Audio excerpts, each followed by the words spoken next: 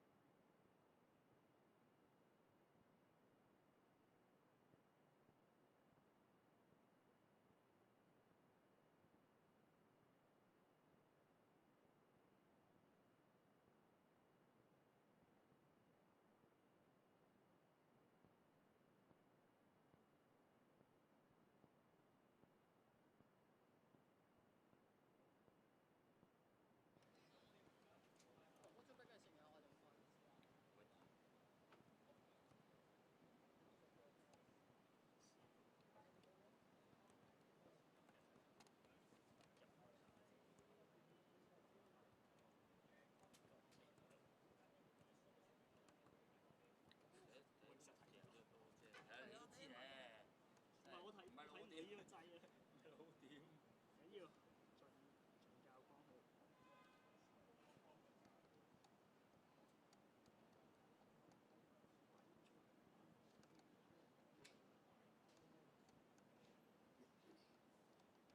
出街未㗎？未出街㗎嘛？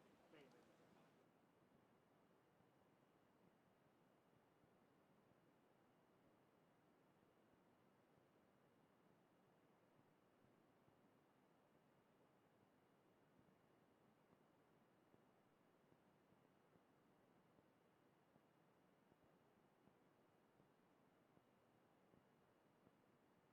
咁講得嘢㗎啦，係咪？係咪講得嘢啊？有嘅，左右。冇所謂。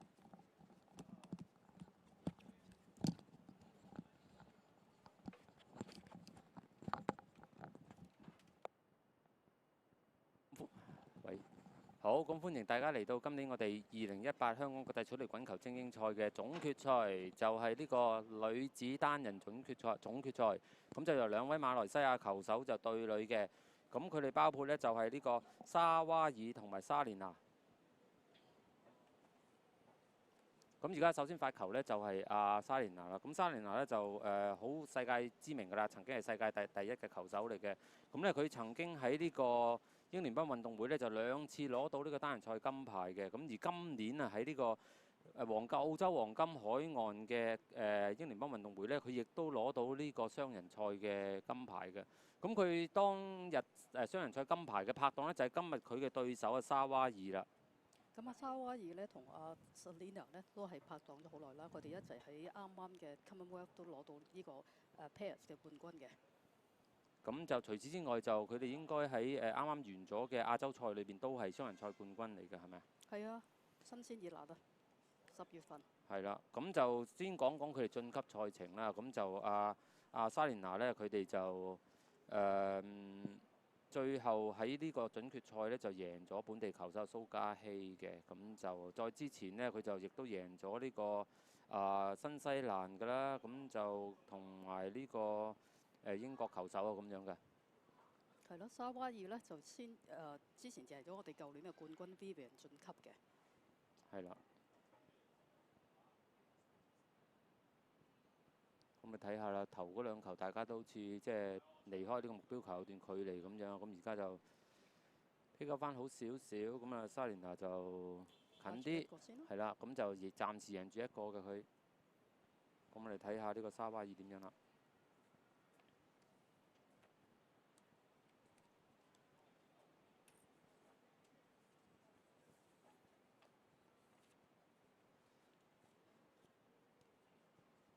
都係大力咗少少，咁就輪到莎蓮娜發球啦。咁莎蓮娜就而家就39歲啦，咁啊馬來西亞嗰邊，佢正職呢就係一個女警嚟嘅喎嚇，咁樣。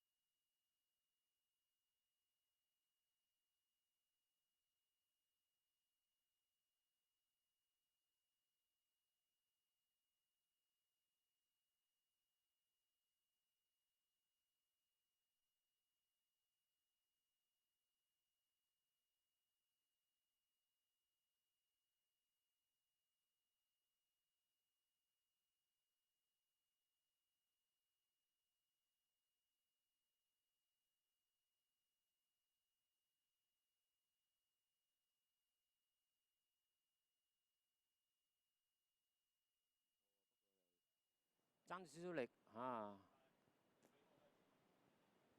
但係佢都應該拉住嘅，暫時拉住2個㗎，即係根據咧記分員嘅指示。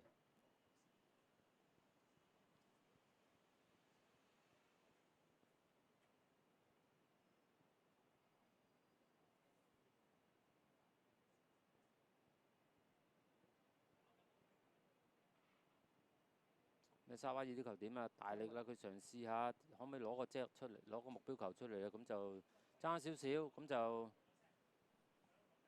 睇下呢局最終係幾多啦。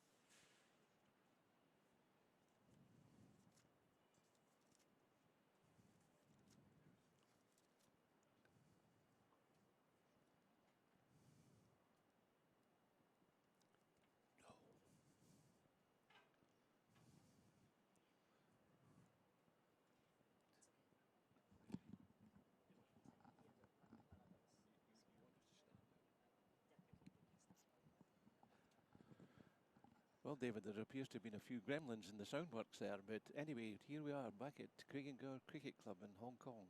Eh? You told me last year that this was to be last year was your swan song. Now, I know I've said that many times, but my goodness, it's now 2018 and you're back again. Well, that's right, yes. It's well over 20 years now since I've been coming to the Classic, and this is the place to be, isn't it? Either the year when it's held on the island at Craigengower Cricket Club, or the other year it will be held in Kowloon at the Kowloon Bowling Green Club, and really it's fabulous to have such a high-level tournament that you can rely on every year, which attracts the best bowlers in the world. Yes, I mean here we are now, we've got an all-Malaysian final. Can you think back and find out and remember when we had an all-Malaysian final? No, I can't. And in fact, it's very recent that we've had the women involved in it, and a women's singles tournament. About 6 or 7 years we've been going with that new event. But given the fact that there is a women's tournament, I'm not at all surprised that 2 Malaysians are in the final, because the quality of the Malaysians is really something else. They are consistent, they're competitive, and they have a fabulous temperament. Just looking at this first end of the women's singles final, we have Lina Ahmed on the mat. She's a twice Commonwealth Games singles champion and current Commonwealth Games pairs champion, and one of the most consistent bowlers around. Bowls like a machine. Is that what we call her, David? I mean, I've always called her Siti, but Lina. Well, her full name is Siti Zalina Ahmed, and you take the middle name Zalina, and she likes shortening it to Lina. Lina Ahmed. Yeah. And the other girl's got an English name, Emma. Emma. Have you come across her in the past? Yes, I have. Yes, she's a former world champion and champions winner, and she's Emma Firiani Saroji. Well pronounced. And I noticed both of them are policewomen. That harks back to the beginning of bowls in Malaysia, and it hasn't been a top sport in Malaysia for that long. When bowls was introduced on the Commonwealth Games program in Kuala Lumpur in 1998, the Malaysians thought, oh, well, we'd better start thinking about bowls, and they built new stadiums, and they thought, well, we don't have any bowlers. How can we get them? So they went around government departments and said, would anybody like to play bowls for a living? And they had trials, and the people who showed a bit of promise were taken off their day jobs and were coached full time. They became full-time professionals while being novices. And that's a good way to learn, because they brought in a top coach from Australia, Robbie Dobbins, and he taught them the Australian style, which is an in-the-groove delivery. And you'll notice that all Malaysians adopt that. It's a very simple. Watch Emma now. Emma, Fionna, Serosa on the mat now. Very simple stance, simple step forward. The way the bowl goes. There's nothing extraneous about that. Nothing flamboyant. Because she's 4 down at the moment. Not now. Not anymore. What a turn! And not a flicker of emotion when she did that, Jim. No. Over the past, yesterday in fact, as I was doing my marking and umpiring duty, and I managed to mark both the finalist games. They played superbly yesterday as well, so it's not surprising to me that they're in the final. You can mark them out as being calm and methodical, and that's not underplaying their achievements. They are brilliant as well, but so consistent. Yeah, so consistent yesterday in the qualifying matches. I think the Malaysia, from memory, I mean, I was here at the time and involved in bowls here. Was it the Commonwealth Games and they had to get a bowls team for? Well, that's right, yes. I mean, bowls had been played in Malaysia during the war years, in the 40s and 50s, but that had been imported into certain parts of Malaysia by the military. And wasn't really played by the natives, but that's all changed when they knew they were going to have the Commonwealth Games there in 1998. They took advantage of government funding to put big bowl stadiums in all of their provinces. 14, 17 different provinces. I can't remember how many, but an awful lot of them, and they started from scratch and taught people to play bowls, took them off their day jobs. As you say, these are two in the police force, and the police force or the government paid half their salary, and enabled them to become full-time bowlers. Now, in the other parts of the world, people say, "Oh dear, that's professionalism and shouldn't be allowed." But really, it's what top sport is all about these days. It's doing things as well as you can, but by the coaching manual. And if you wanted to learn how to play bowls, you do a lot worse than to watch Lina in action there. Nothing can go wrong with that delivery. It is so simple. No. Maybe ask her to teach me. Perfectly drawn bowl. Yes, it was Lina had the better of the first end. She drew 4 bowls in, but she was denied. It was Emma who took the shot with her last bowl.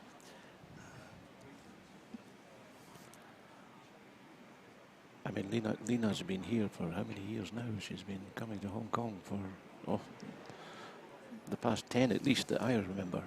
At least, yes. She hit the front, Lina, in the year 2000, 2002 rather, when she won the Commonwealth Games title in Manchester. And 4 years later, she retained that title. She was only 21 when she won the title in Manchester in 2002. I mean, has she won here before? Oh yes, yes. She's a winner of the pairs and singles here before, and is probably favourite to win this title. But she's against one of her top rivals from Malaysia. I wouldn't like to put having marked their ties or umpired their ties yesterday. I would think it's pretty level pegging, you know, on what the style they were playing yesterday. You're looking at the moment at Lina, and she is the more experienced of the two. There's no doubt, but very little to choose between them. They haven't got their best bowls together yet, but we're expecting a very, very close match. This is Lina. The head's pretty good where I come from. That's it.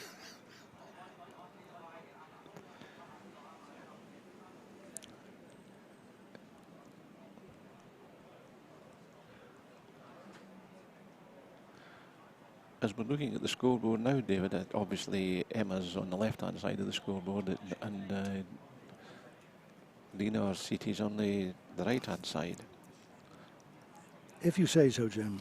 I would think.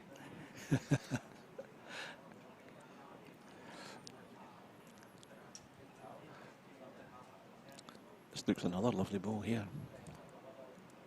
Always finds a good line. That's Just ran through that little bit. yeah.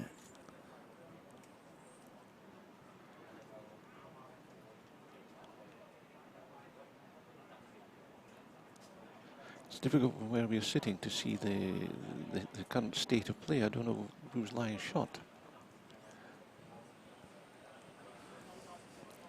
And we can't see the marker with the lollipops. Is the marker using lollipops? I would have this thought. occasion? I would have thought. I would hope so. Yes, it does help spectators, doesn't it? You better explain what lollipops are. Yes, yes. Yes. This is good. This is a perfect line. If it's good, if it's reaching. It's reaching. Toucher. Yeah, brilliant. A round of applause from the audience there for that ball. From Derek's the marker here, and he has the lollipop sticks in his hand. Yes, he will be equipped to signal to the spectators whether who is holding shot and how He's many signalling shots two. they're He's signaled holding. Two shots. Two there. shots. 2 shots then to Lina. She goes for the mat and will deliver the first bowl of the next end. So Lina with the red discs on her bowls and leading by 4 shots to 1 after 3 ends of this women's classic singles final. The Hong Kong International Classic is, I suppose, the equivalent of rugby's Hong Kong Sevens. Being a rugby man, I don't think it's recognised that much, but I'm told that this tournament is regarded as the 3rd best grass tournament after Commonwealth Games and World Bowls. That's right. I'm talking about recognition within the sport of bowls. Within the sport of bowls, this is the tournament, just as the Hong Kong Sevens is the tournament for that particular sport. It's certainly the place to be in world circles, yes. Competitors here from England, Scotland, Ireland and Wales, Australia, New Zealand, Canada. They come from all over. Philippines as well, Philippines, Thailand. Indeed. Brunei. Are you surprised to see that there's none of the Australians or Kiwis and English or Scots in the final? It is a bit of a surprise, particularly in the women's event, because these 2 Malaysians were the only 2 international stars who made it through to the quarterfinals.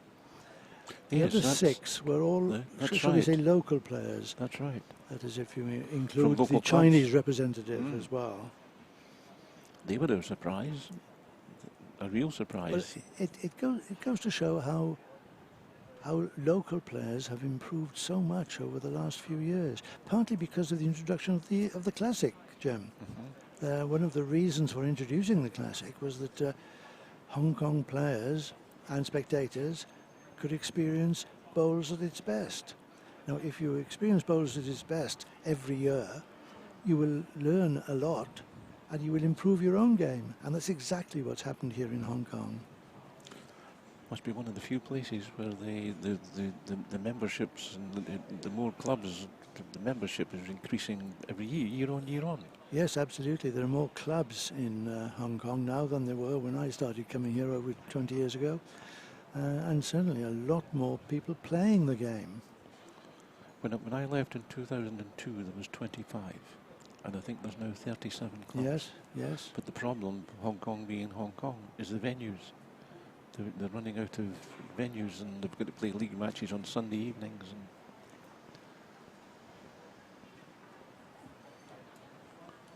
The unfortunate at Sha Tin was very badly hit by the in the typhoon. Yes. And the two synthetic greens at Sha Tin were ripped off, Yeah. and haven't yet been replaced properly. So the poor old members at Sha Tin are having to find other clubs to play their league matches and their competitive matches.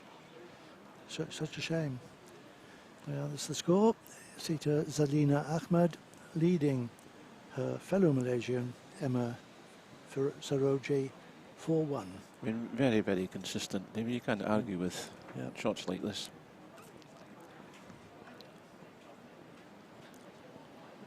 Three ends played. And both players coming up to have a look at this. Lina, in the picture at the moment, she's the slightly taller of the two.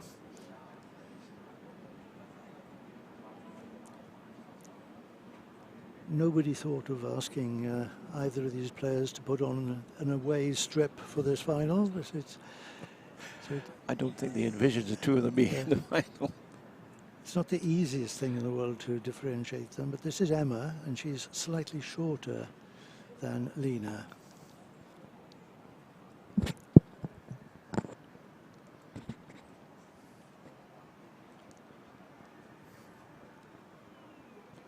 Looks a bit narrow. Oh, it took a turn there.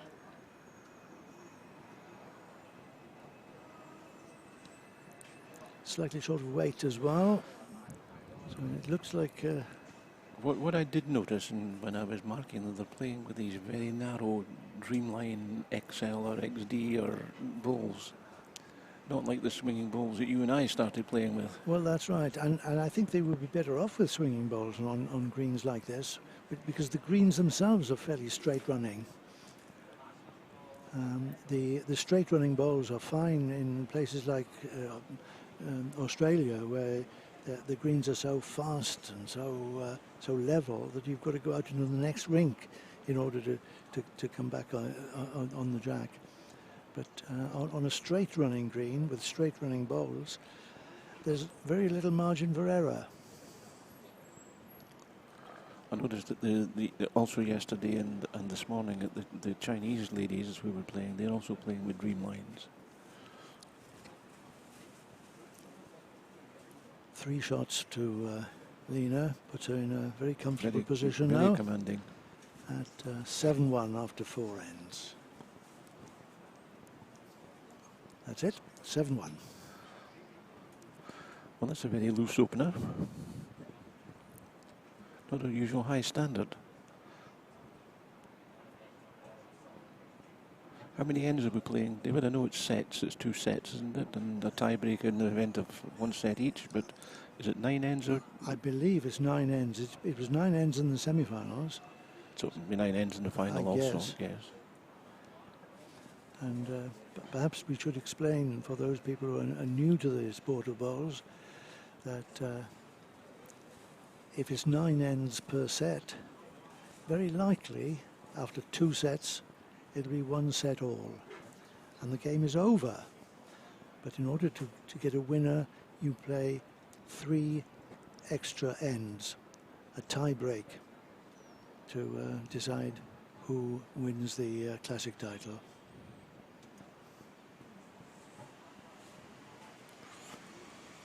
And of course also there's prize money this year. I think the prize money over the past 3 or 4 years, but thanks to the generosity of the sponsors. Yes, it started off in 1981 with no prize money at all. Bowls was a totally amateur game in those days, but since then professionalism has come into it. It is now a totally open game. There's no dividing line between amateur and professional. I mean, I came here and I arrived here in 1982, and it was the top boys from all over the world that were playing here. There was no women played in the Classic in these days, but it was the top male bowlers in every part of the world that came here to play. And as you say, no prize money. And nobody turned down an invitation, I must say. Absolutely none. When I got involved in the administration of the bowls here, I mean, they were queuing up to come here.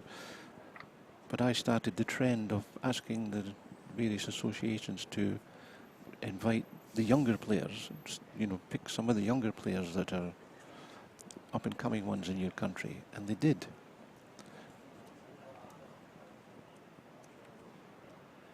Well, a very loose end here from both players. From both players. 6 bowls delivered, 2 to come. Hardly a bowl in there worth calling shot at the moment. Although for the record, it looks as if it's Emma holding 1 and a measure for 2.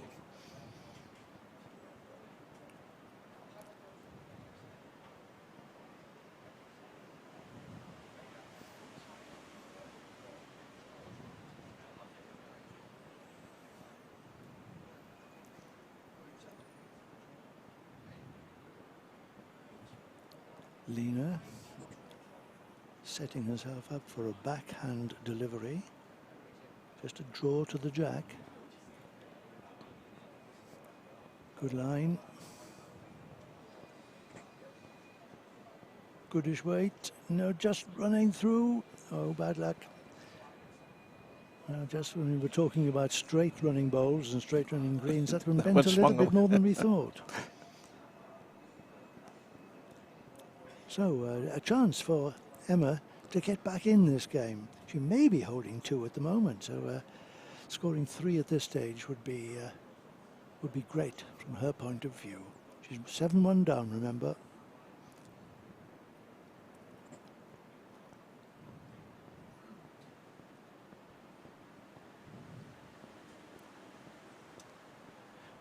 Forehand delivery from Emma. Oh, that'll do. Well, it's fallen in.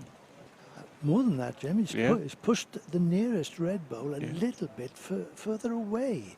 So I think she's got the 3 shots that she was looking for to bring her back to 7-4. What's Derek signaling? 2 or 3? 2. 2 shots.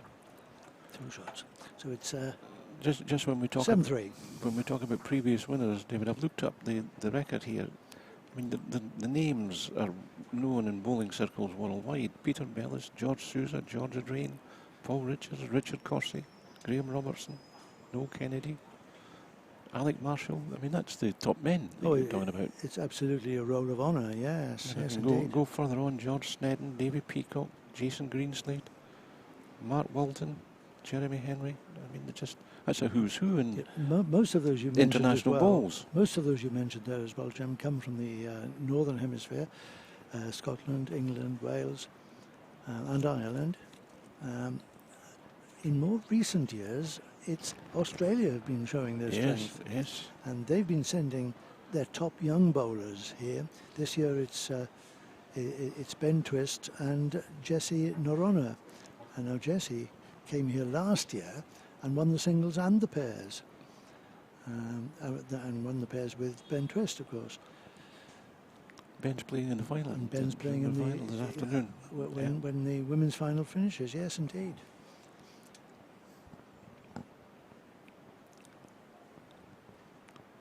And Jessie actually went one better this year.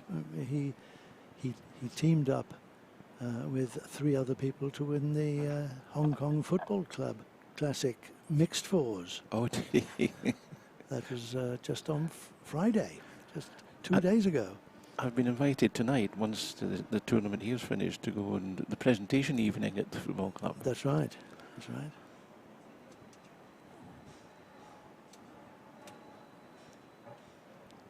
A bit short, that one. Not Emma's best.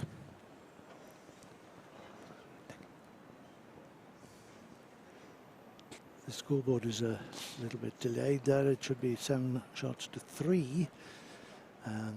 Lina leading Emma after 5 ends. Nice toucher here, Bein, for 2 shots.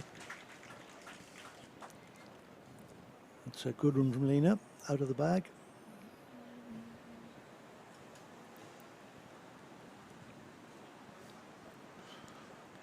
Derek Lee signalling 2.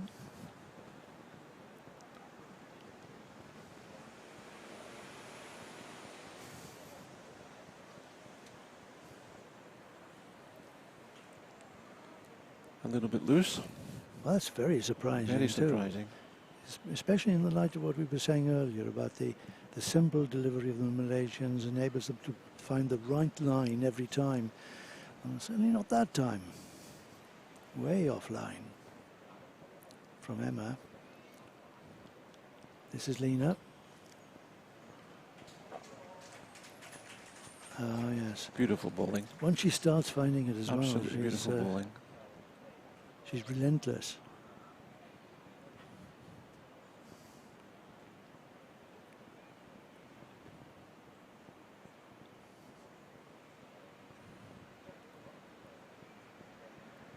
Missed a line again. Another loose one. Yes. Very disappointing there. That's extremely disappointing. This could be the turning point of this first set. Four shots here for Lina. If she can slot this last one in, would put her 11-3 in the lead. And I think that would be game, set and match, certainly for the first set. You'd think so. Again, perfect. Oh, is she up? Maybe. Has she made the trip? Got a chance. Maybe she felt a wee bit sorry for the... Oh, I doubt it.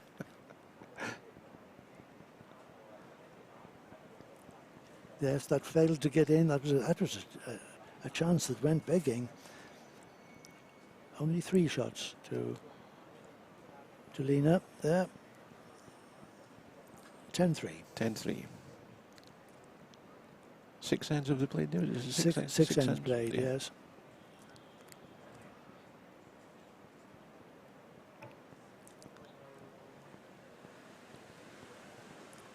So Lina there showing the skill that we noted that she has. 3 beautifully delivered balls. The only surprise was she wasn't able to replicate that with her final delivery. Settles for 3 shots. Well in control now. 7 shots ahead with just 3 ends to go in this first set.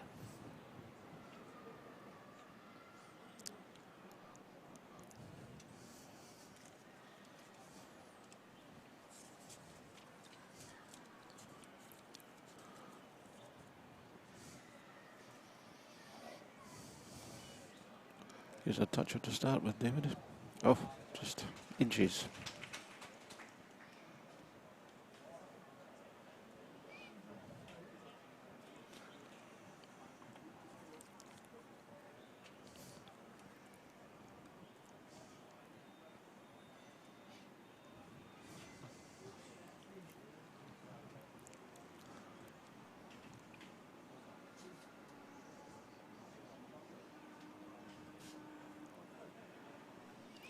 Well, the idea was right. Emma bowling just a little bit tight at the moment. Not giving it enough green.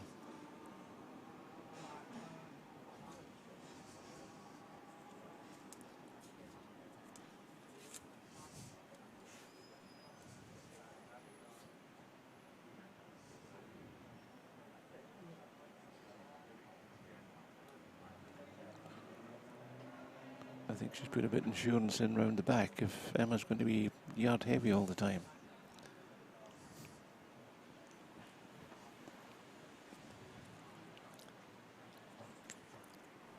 Both these players ended the hopes of local contenders in the semi-finals. That's better. Better by Emma.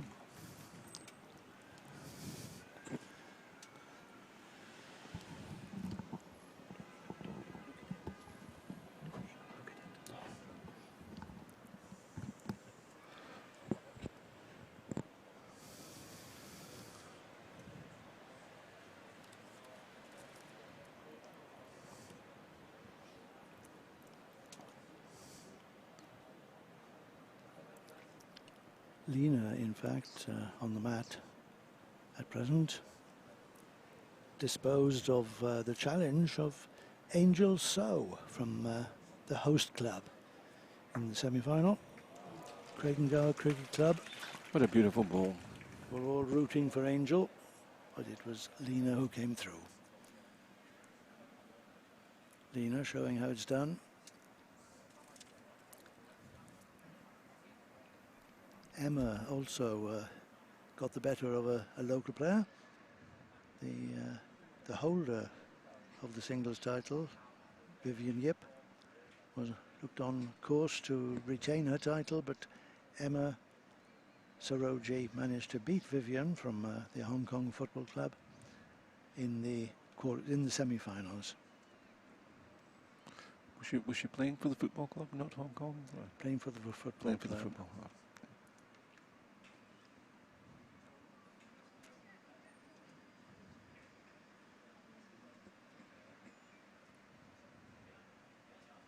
The marker Derek there showing how far away the nearest bowl is from the jack.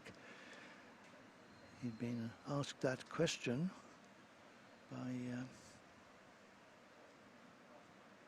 by Lina.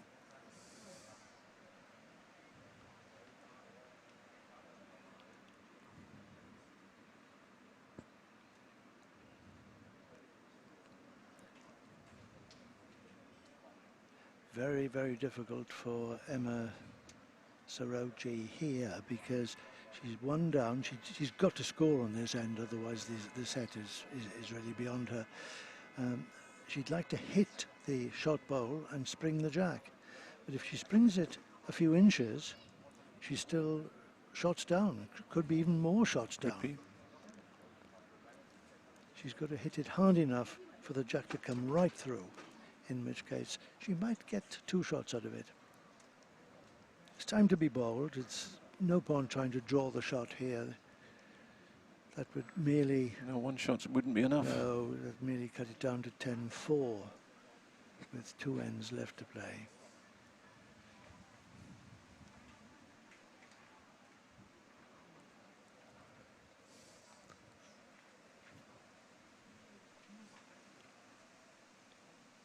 There's 2 old worthies in the background behind Emma, Roger Black and Mike Worth. Roger's all the way here from Scotland, wearing his World Bowls kit, and Mike is the treasurer of the Lawn Bowls Association. Well, missed everything. Had to play it with that weight in order to move the jack sufficiently. Missed a line, and the shot goes to Lina Ahmed, putting her 11-3 in front after 7 ends.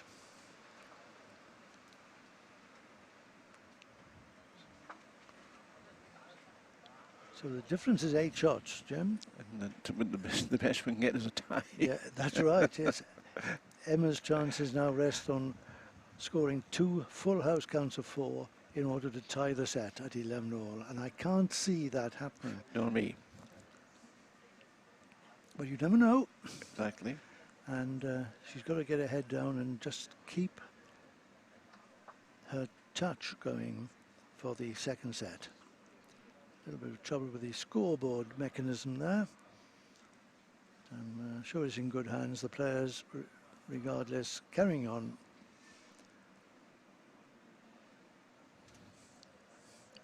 Lina, having scored the single, delivers the first ball. Not a bad opener, David. She's got her range now, you can tell that. She's really putting on the pressure.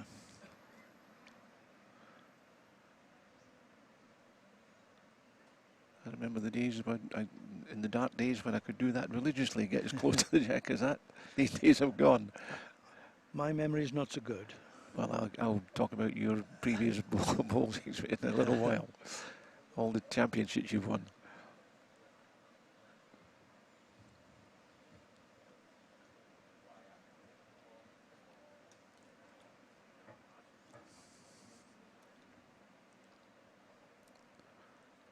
Good friends, these two.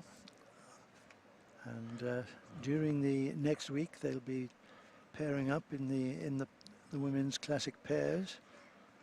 They'll be a force to be reckoned with. Yes, we've got that to start tomorrow.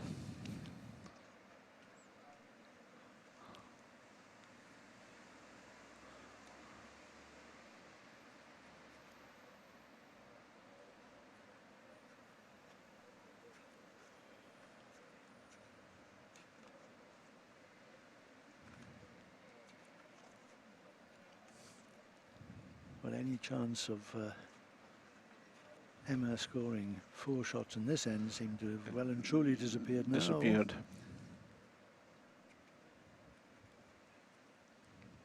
And she has to score 4 on this end in order to keep the match alive, or the set alive at least. Yes, well bowled, Lina. Super bowling, David. Yes.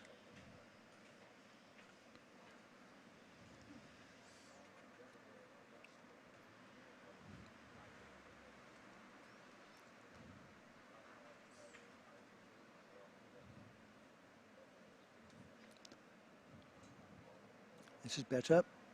Oh, missed that jack by a whisker. Whisker. It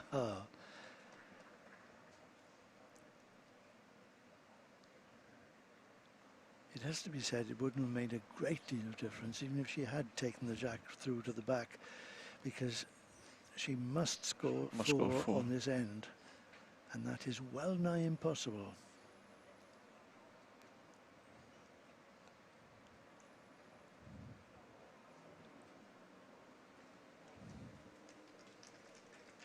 Oh, another yes. Super Bowl. Very consistent and quite deliberately there, I think, just going slightly behind the jack in case the jack moves. 3 to Lina. What she got this time? Oh, taking one out. Taking one out.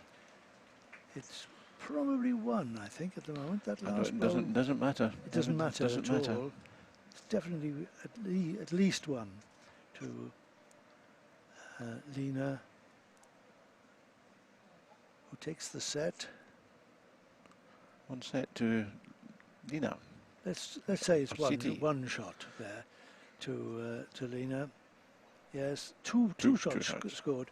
So that's 13-3.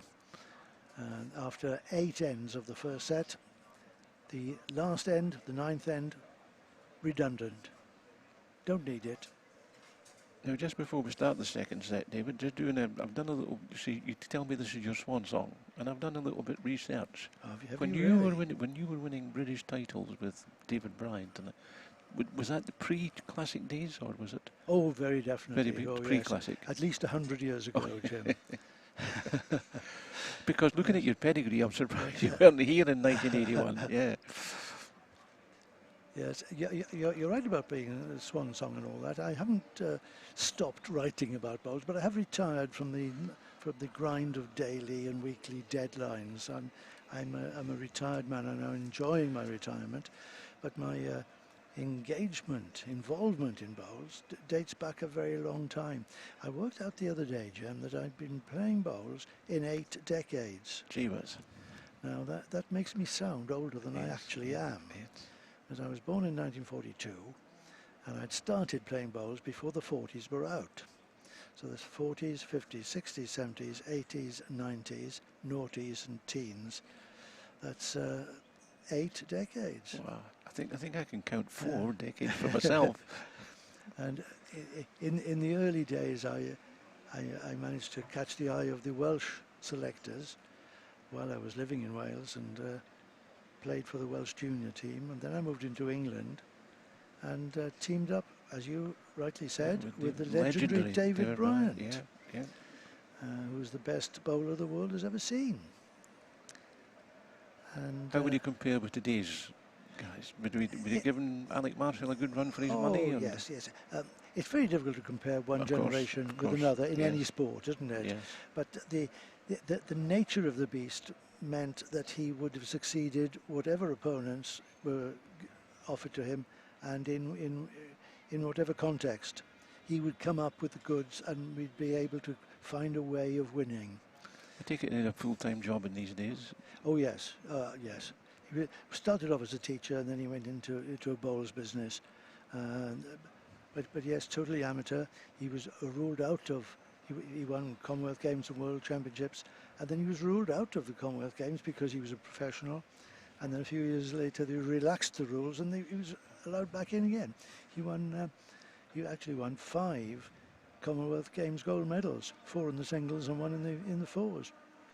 And you partnered him all these years? I was lucky enough to partner him at club level, and we managed to win a fistful of England titles and British titles, as you said, which was a wonderful experience for me. But I have to give total credit to the main man, David Bryant. I take it he was skip, you led? Yeah, indeed, yes, yes. I mean, he could probably have achieved what he achieved with hundreds of other decent players, and I would credit myself with being a decent player. Well, you know? to use an external, you must have been not too shabby yourself. but I, a decent player, could have done what I've done only with somebody like him.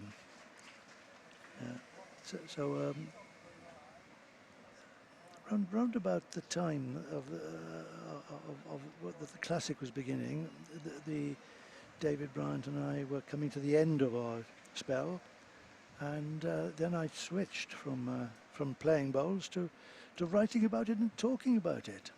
Yeah, you did work for the BBC in these days, didn't you? Yes, I was the BBC's principal bowls commentator, I suppose, for 25, 30 years, and wrote for all the major national papers, all the magazines, of course.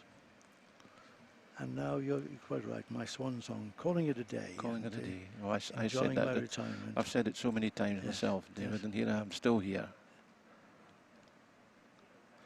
The flights are getting a bit longer now, you know. I mean, I'm coming from Spain, and it's a transiting at Heathrow. And well, the early days of the Classic, of course, you were, despite your Scottish accent, you were a local man. I was a local man. Yes. 20 years here. Which was your local club? Hong Kong Cricket Club. Mm-hmm. Hong Kong Cricket Club. That was an amazing thing as well. I arrived in March of '82. They'd stopped playing cricket, and the groundsman dug the ditches, and the following week we were playing bowls. No, yeah, really, yeah. yes. Not on the cricket square, but... That's why I find interesting here too. You're talking about Hong Kong Cricket Club, but there's no cricket field there anymore. There is. Oh, yes, yes, there? yes. But here in CCC, Craig and Gower Cricket Club, they used to play cricket. They used to play, but they don't anymore. No. And yet they advertise it. I see things up.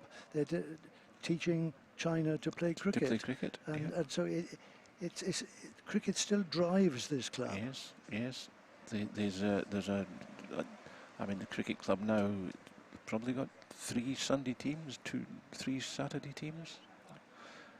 I know a pal of mine we used to play bowls with, Arthur Barnett, now living in New Zealand. Wherever we went to play bowls, whether it was Recreo, Craig and Gower, or the police club, Arthur would say to me, "We're taking a few wickets here, Jim." Yes. In his day. Yes.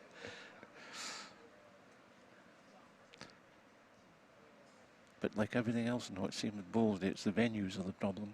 Yeah.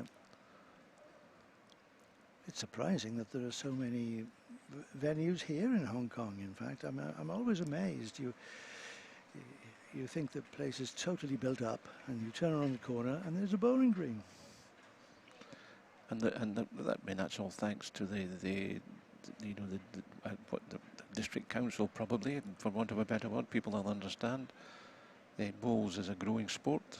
The youth program that we have here, that we started off all these years ago, is fruitful.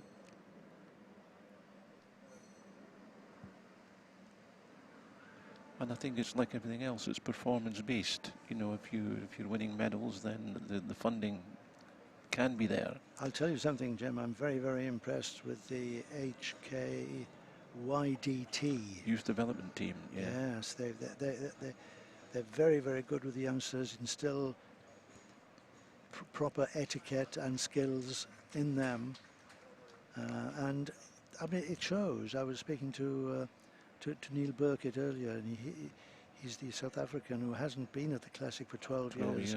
And he said the one thing he notices is that all the local bowlers have got beautiful deliveries now. They didn't used to.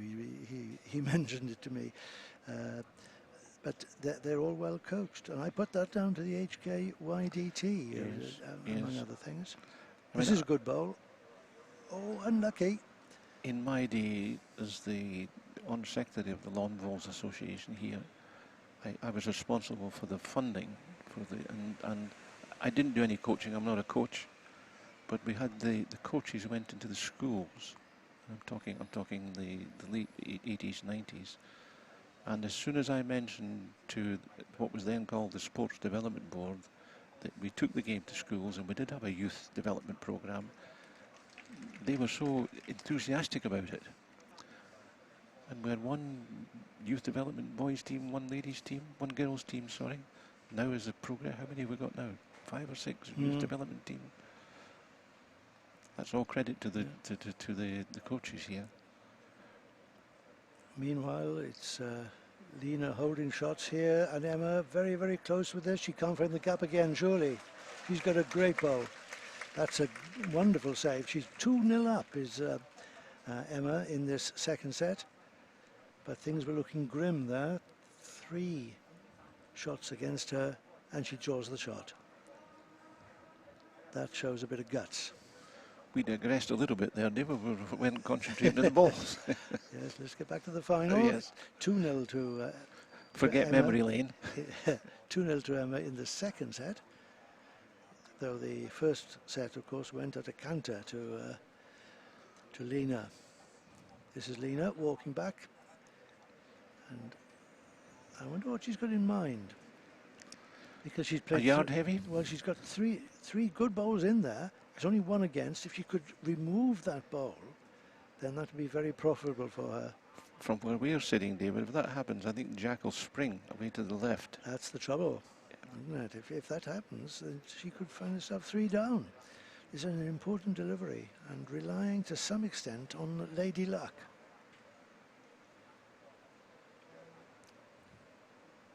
She's not short. A bit tight. Yeah, missed a line. She'll concede the shot. Just the one.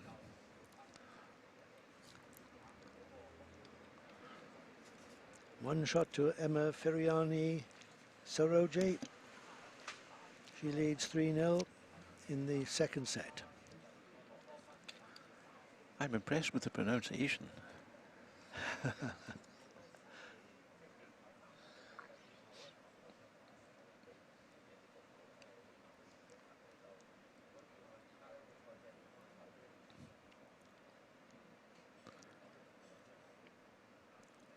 See, she's brought the mat up this time, David. A little bit of tactics there. Tactics. Of course, it's got to. Do they want it measured? Because it's got to be 23 metres from the front of the mat. Oh, I think it's well up. Well, that's what I They're think. questioning it. They're quite entitled to a question, isn't it? Have it measured. Oh, they're asking for a measure. Now, as I said, it's got to be 23 metres from the front, the jack, the front of the mat to the jack.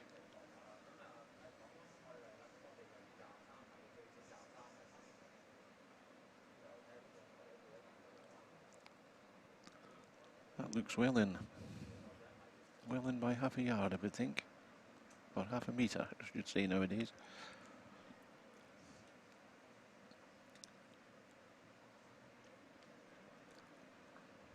Yes, although the dimensions of bowling greens are now measured in metres, you won't get bowlers to switch from using the old terms inches and feet and yeah.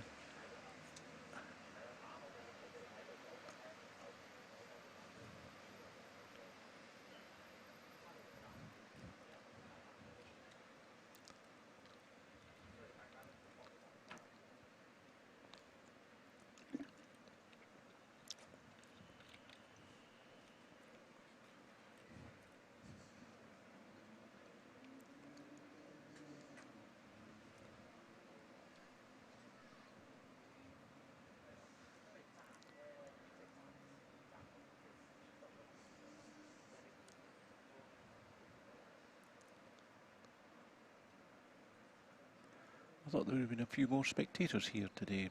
Evan. Looks a bit. Yeah, The bleachers look a bit thin. A little bit thin on the ground. Yeah. The, Oh, lovely ball. is Emma Serosa getting her game together in the second set. She knows, of course, that she's got to win it in order to stand a chance to earn a tie break.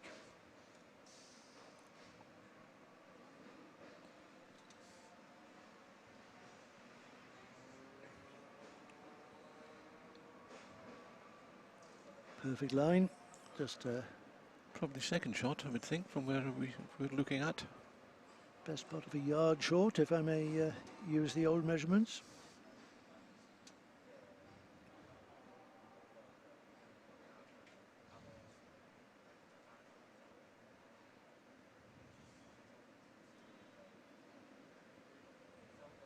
Oh, that's disappointing. She'd found a very good length with her previous delivery, dropped that well short.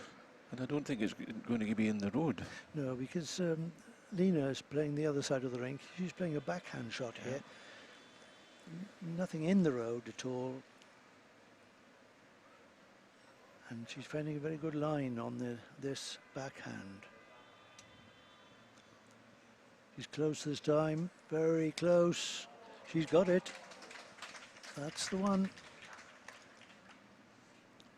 Notice there with Lina's bowls, all three of them on the centre line of the rink. First one 2 feet through, second one 2 feet short, and then the correction delivered with the third one. But she was always confident of getting the right line.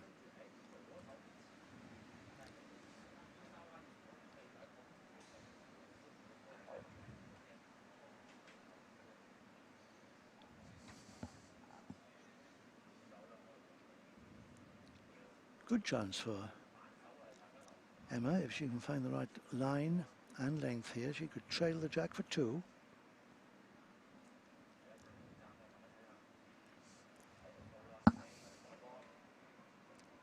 Oh, unlucky. Yes, good try. Good try, maybe. Can't see what Derek's indicating. One red.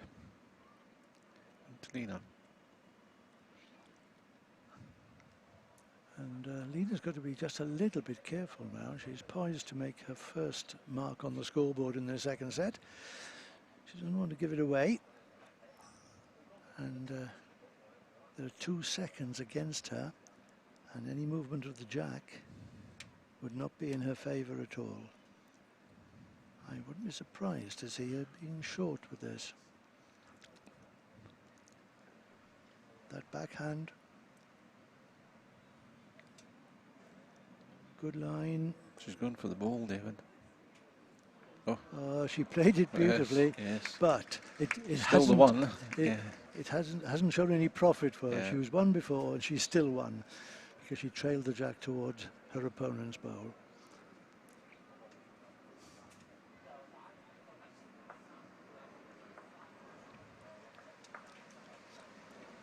So one shot to CT Lina Ahmed. She scores the single and now trails by 3 shots to 1. Second set.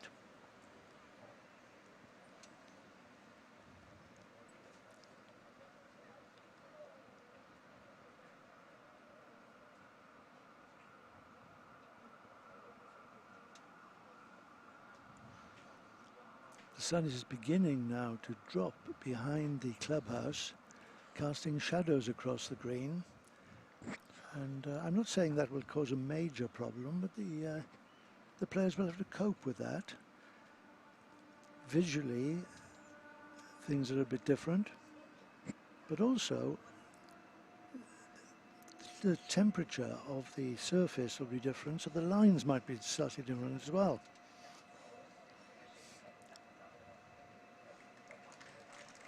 What a beautiful start, lovely start.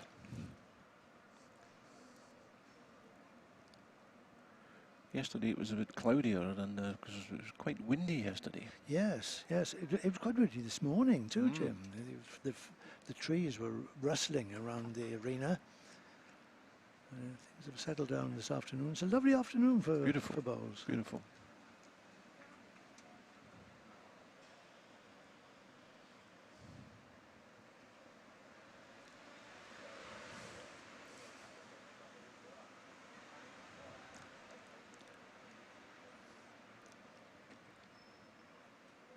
Lina, the taller of the two by an inch or two.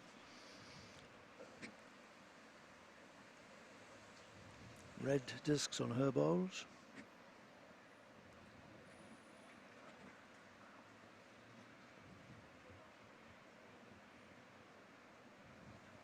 A little bit of frustration there about her body language. She was waving at that bowl as though it took a line that she wasn't expecting. That's something about the Malaysians. They don't give a lot away normally in terms of emotional language. Oh, I was going to say it could be the shot. Lina's asking. Don't know what Derek's indicating. Well, he said one down, I think. One down. Which, and he was talking to Lina at the time. So it's Emma's shot, it seems.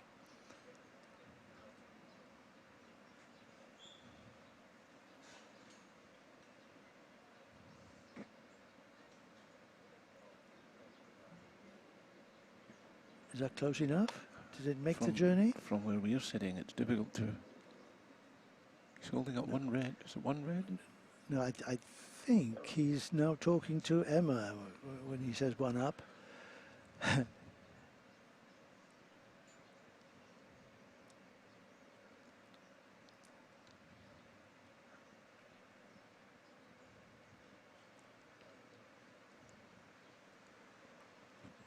This is good, if it runs. Just hung out there a little bit. Oh, yes, and dropped short. Yep. Looked on a good line.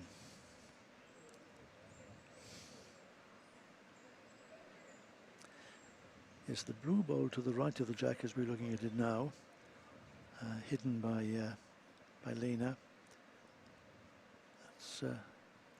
That's the shot.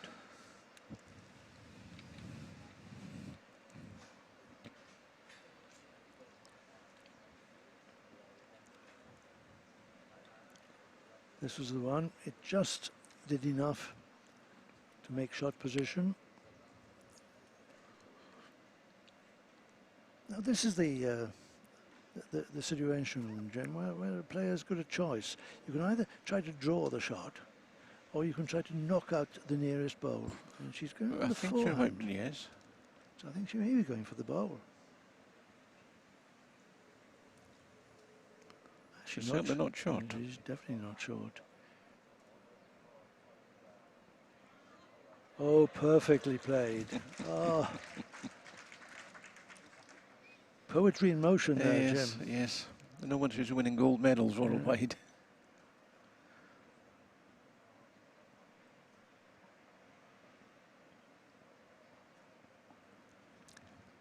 How expensive was that, I wonder? Was it now one or two? That goes out.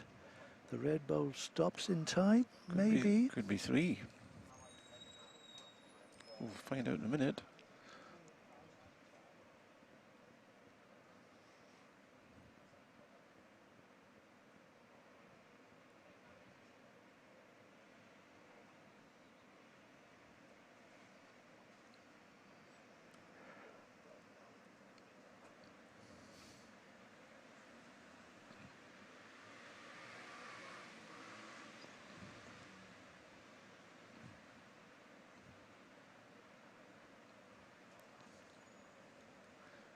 It's not easy coming through the shadows, is it? Oh, look at this one, David. Oh, perfection. Now, there we saw the best of bowls. There was the final deliveries from both players, a perfect take-out from Lina, and a response, a dead draw from Emma. She really deserved that shot. Look at this.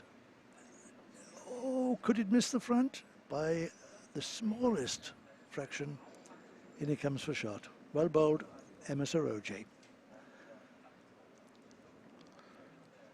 She extends her lead in the second set to 4-1 after 4 ends. And despite what some of the others say, drawing is still the name of the game. That's right. Yes, yes. That's the other thing that Neil Burkitt, the legendary South African, was saying to me this morning. He said the one thing he's noticed about the young bowlers in Hong Kong is they're perhaps a little bit too inclined to go for the heavy shot early on. And he admitted that he was one for a heavy shot himself. But he knew when to play them, Jem. Yeah.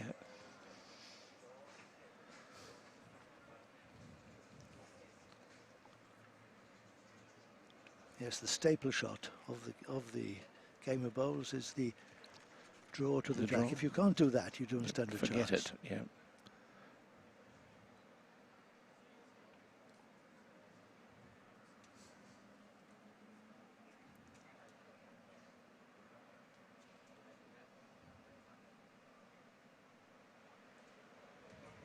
Oh, well bowled.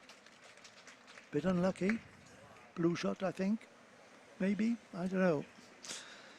When you mentioned Neil Burkitt there, David, I mean, I was here in 1996 when he won the pairs with Jerry Baker. You remember these days? Yes, absolutely. That was my first year here. Was it really? Yes, indeed. Yeah. Neil Burkitt was a very popular player. Very popular. With the locals. Yeah. He's a rugged South African, tough player. He taught them the yard-on shot as well. That's right, yes, yes. And he had a big following in those days. The local players would follow him around and watch every bowl. And when his bowl was coming down the green, you could hear the sound of the spectators murmuring. And then he'd get his target or not, and you'd hear the ayah, ayah, right around the green. Meanwhile, beautiful bowl from Emma Serosa, who's definitely getting a game together here in the second set, leading 4-1 in a set which she has to win. And now look, oh, they're both playing now. They're both digging deep. Yeah. Touch on the jack, ran through, still blue shot.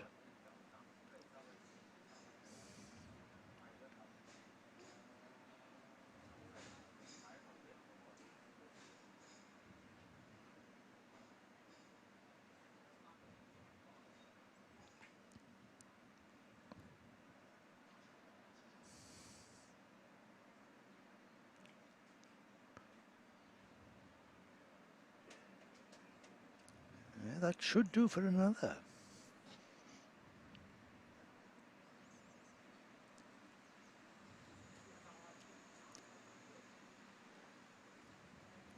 Lina on the mat. Backhand. So close with the last delivery. If she drops any weight at all, she will draw the shot. She's gone through again. Oh, unlucky again. Wrong side of the bowl.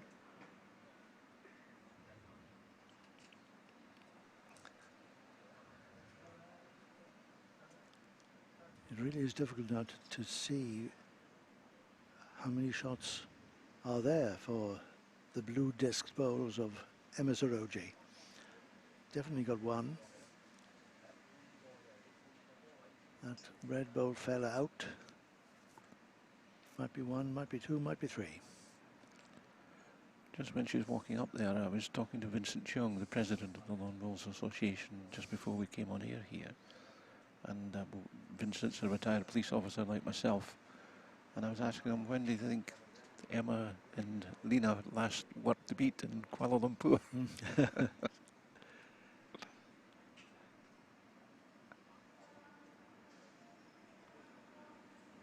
Trying to take the red one out, is she?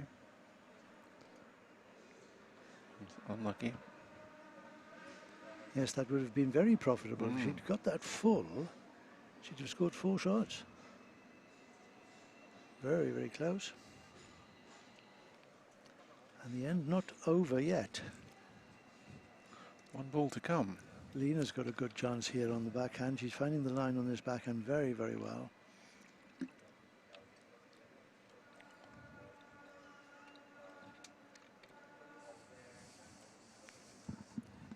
trail the jack for 2, or rest the bowl for 1 or possibly 2 shots.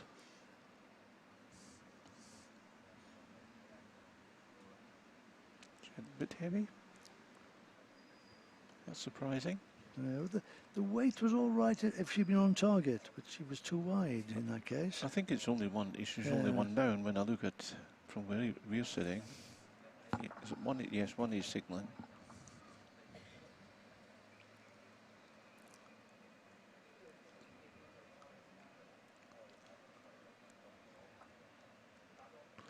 Is it too soon to talk about tie breaks? Well, it's looking that way, isn't it, Jim? 5 ends played, 4 to go, and Emma Serosa defending this lead. 5-1, she's up. She's got to make sure that she doesn't have any accidents now. Doesn't want to drop shots in multiples. Happy with the length, I think Emma was asking if she's happy with the 23 metres.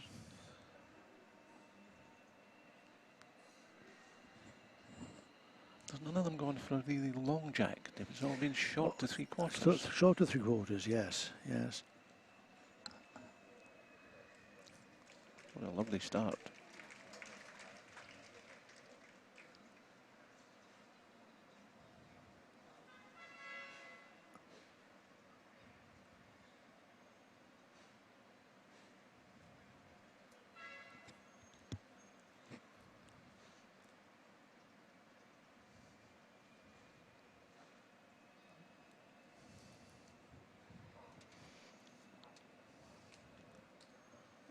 Oh, yes, well played.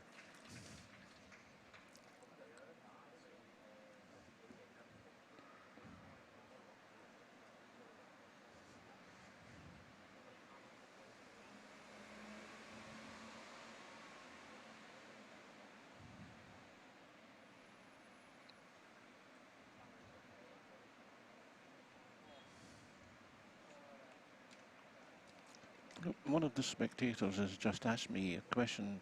Why are they putting chalk on the bowl when it touches the white jack? What do you think I should answer him like that? It basically means I've said that the bowl is still live. And I mean, that begs another question. What does that mean by a live bowl? True.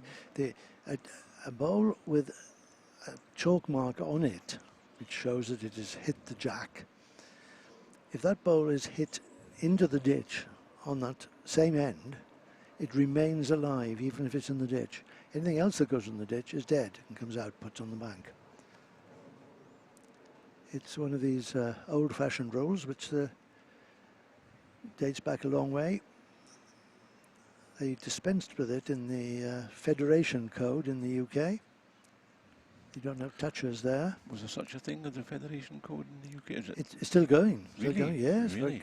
going very strong. In the eastern counties of the UK, 13 counties. They play the greens are the same, the bowls are pretty well the same, but the rules are slightly different. There's no touchers, for example. And in order to count, you've got to be within 2 meters of the jack. I've never heard that before, David. Obviously coming from north of the border, it's something something I'd never heard of. Good Federation. Because there are other forms of bowls in the UK as well, like the crown green, where there's a high spot in the middle of the green. It's like an upturned saucer, and you have to negotiate that. You have to read the contours of the rink. Well, there aren't any rinks. You play anywhere on the green, corner to corner, and so there may be 2, 3, 4, 5 games going on at the same time, all in different directions across each other. Sounds chaotic, but they make it work.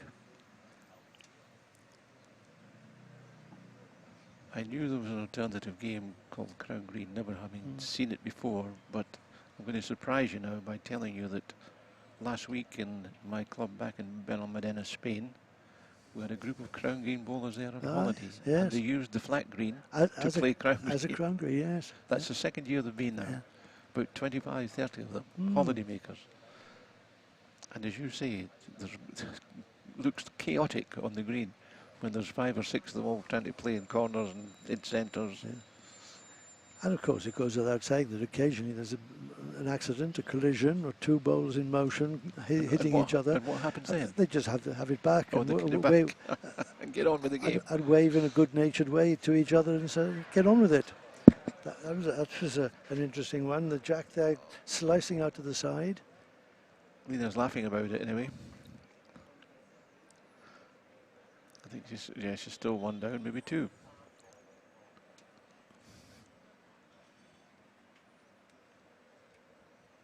But it was a great shot. Look at this.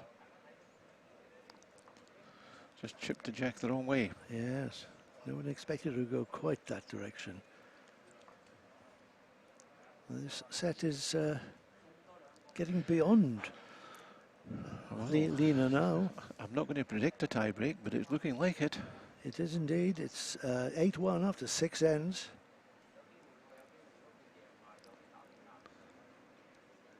Emma needs to remain cool, calm and collected. But then, of course, we would expect that from her anyway. The Malaysians are like that. They're very, very methodical in everything they do.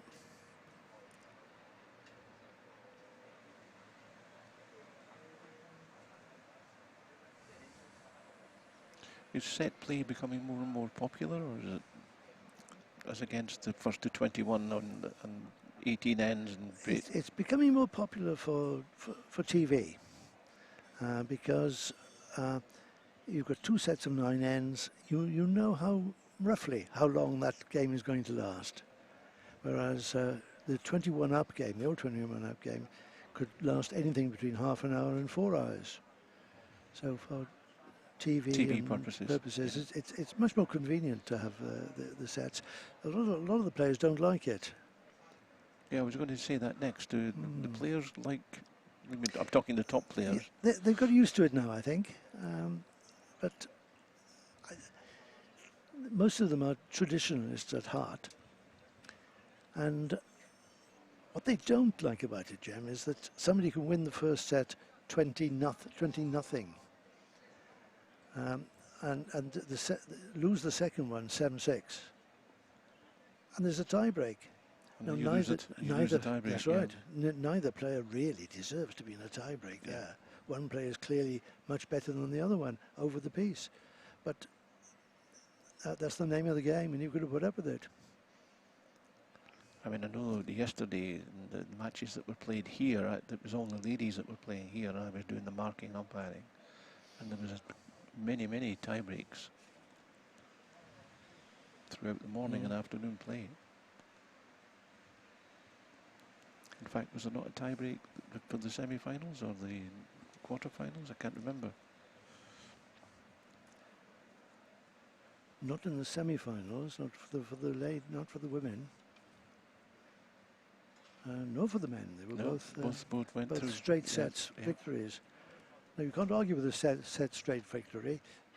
The right person has won, obviously. Yep. But when it's 1-1, and that 1-1 hides a discrepancy, then it becomes a bit more difficult. It's difficult to take if you lose a game after scoring a lot more shots than your opponent. Yeah. When you think of it, though, it happens in tennis, doesn't it? Of course, yeah.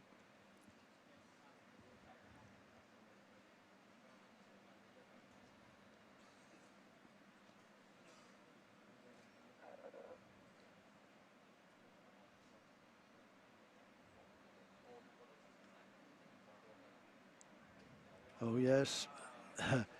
Slightly fortunate. Got the right sort of connection on the front. Rolled in for 2 shots. That's 2 more blue shots.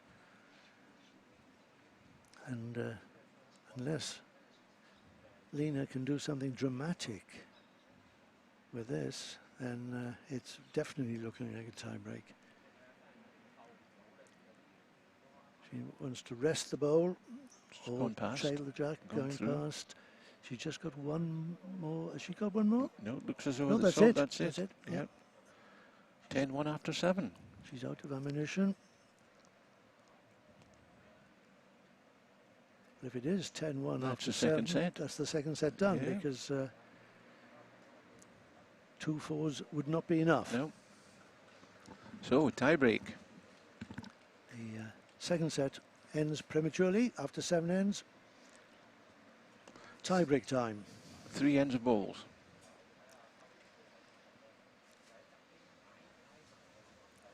The scoring system remains the same, though, Jim. They score however many shots they can manage to get nearer the jack than their opponent.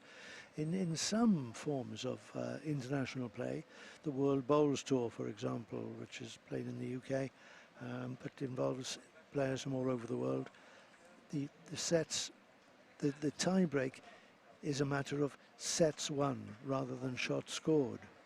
So you only need to score 1 shot per end to win the end. So is that the competition we see on television broadcast from a well-known holiday resort somewhere in the east of England? Right. The World Indoor Championships are played at Potter's Resort in Norfolk, and the Scottish International Open under the World Bowls Tour has just been completed yesterday in Perth in Scotland, where there was an all-Scottish final. Between, do you know who was it? Yes, Stuart Anderson. Oh, yes. Defeated Paul Foster in the final. Oh. A very fine game by all Must have been, accounts. yes.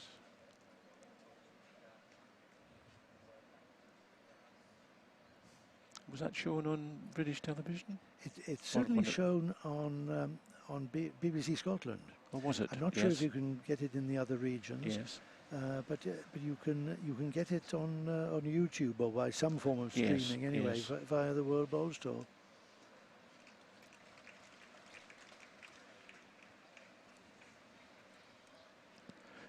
That's where people are able to watch this broadcast, isn't it, on the YouTube?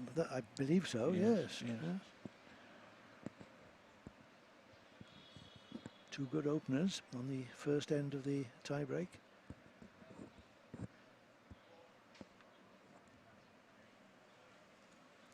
This is where the tension comes in. Yes, that's not our best ball.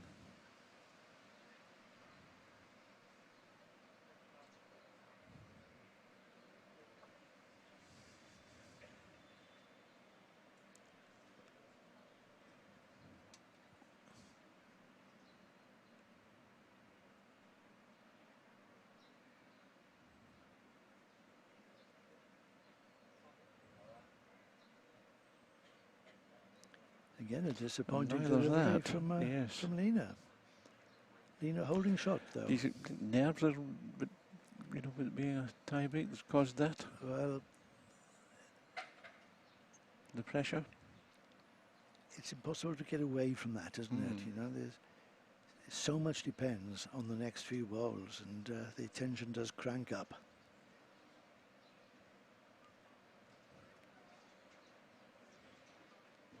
Oh dear. A long way short.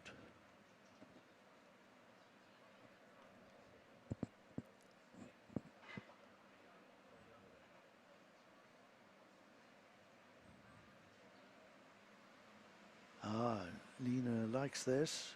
Looking at that line. Has she got the weight? She thinks she has. She has, you know. That's a brilliant delivery. That was interesting, Jen, wasn't it? She delivered it and then immediately showed she was interested. She felt it was right, out of the hand. Well, this girl's done so much with her last ball. She She can do it again. Yes, yes. I mean, the last thing she wants is to go 3 down in the first end of the tie break.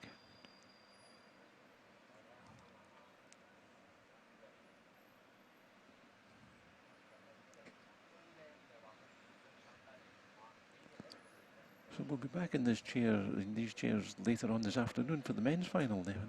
It's going to be a fascinating men's final between Australia and Ireland.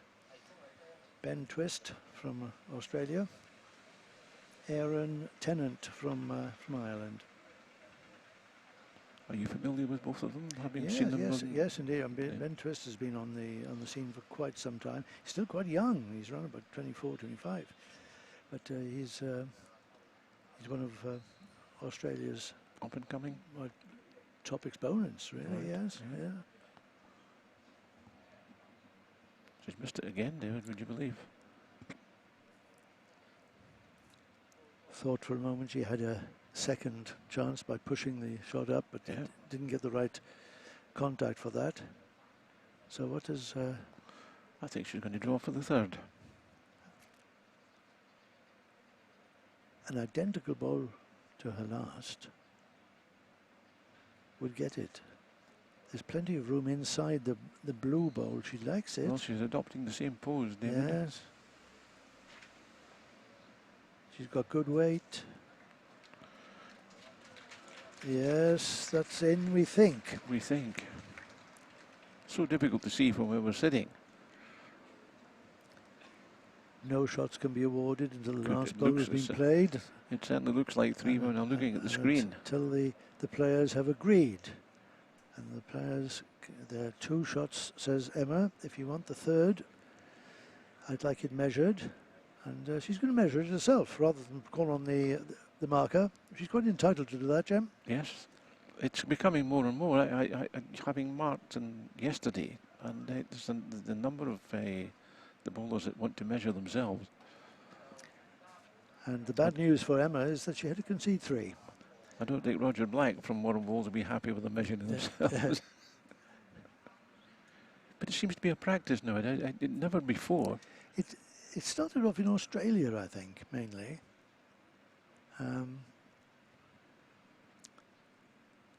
In World Bowls Tour events, the umpire comes straight on. The marker doesn't measure at all. Yeah, It's straight to the umpire, because it does save time. saves doesn't an it, awful you lot of know? time. There's no head dancing there. Yes.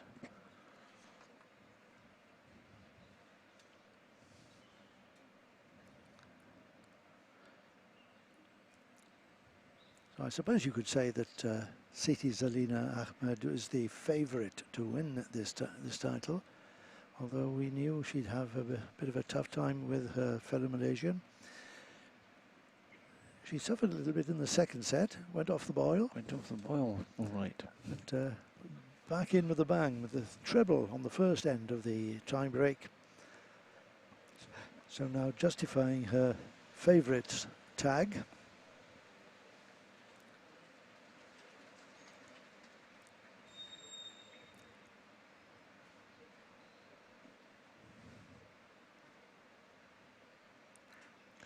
Are Malaysia the top bowling nation in Southeast Asia? Would you reckon? Yes, I think so. Overall strength and depth, is Yeah, it? absolutely, and all down to coaching.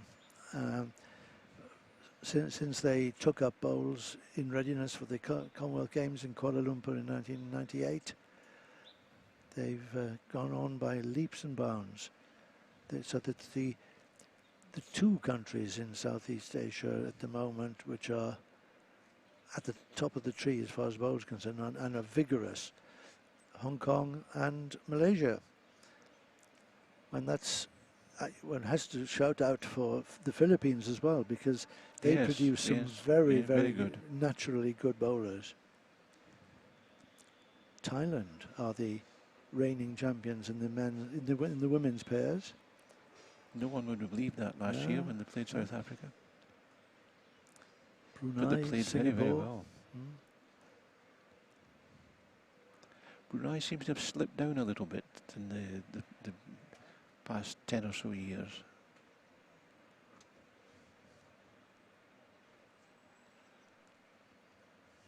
Because in my early days here, it was nobody would touch Hong Kong. They were the top.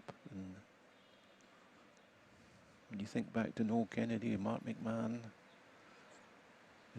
George Souza, MB Hassan. well, that was before my time, MB Hassan. Well, senior and junior.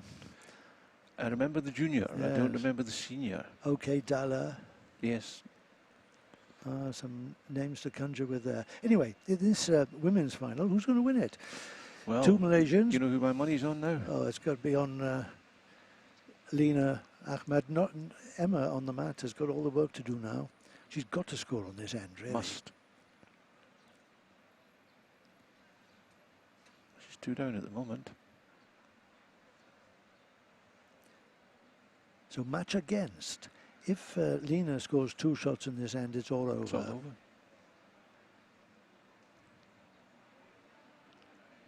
Oh, good try, good try. Just the wrong side of the red balls. One ball each left. If Lina scores only 1 shot this end, then it'll go to 4-0, and it's possible that Emma could the third end. tie it on the third end at 4-all, in which case we would go to an extra end on the tie break.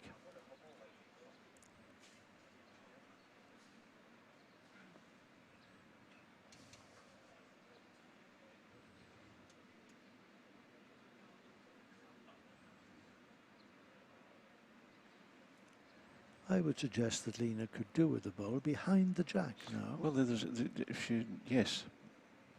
In the count, but behind the jack. Behind the jack.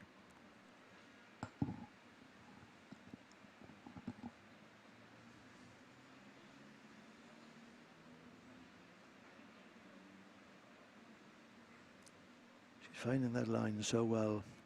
It's coming back now to the centre line.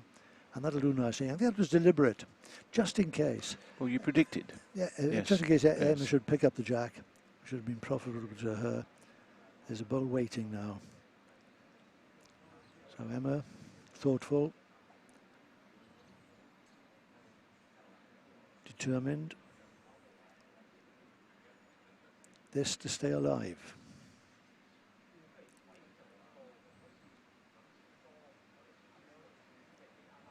Nothing to say she can't draw the shot with this. She really has to, David, surely. There's nothing in her way, nothing in the road. No. She's given that a bit of green. Look at this. Will it come back? No. It won't come back, Jim. No. Lovely weight as well. But well, that's it. A very, very loose end. Yes, a loose end, but 2 shots to Siti Lina Ahmed. Who's the singles champion? Who's the singles champion again. She's won it before, and now she's won it again. Great player, Commonwealth Games singles champion, Commonwealth Games pairs champion. She was the one to beat. Went off a little bit in the second set, but then came back strong in the tie-break. Yes. Won the tie-break by 5 shots to 0. Only 2 ends played in the tie-break because Emma couldn't score 5 on the third end. So it's time to give up.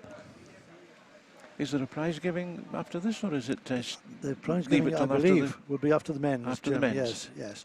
After the men's. So, so there we have it. 2 very talented players from Malaysia. Well, that's us for the ladies' final finished.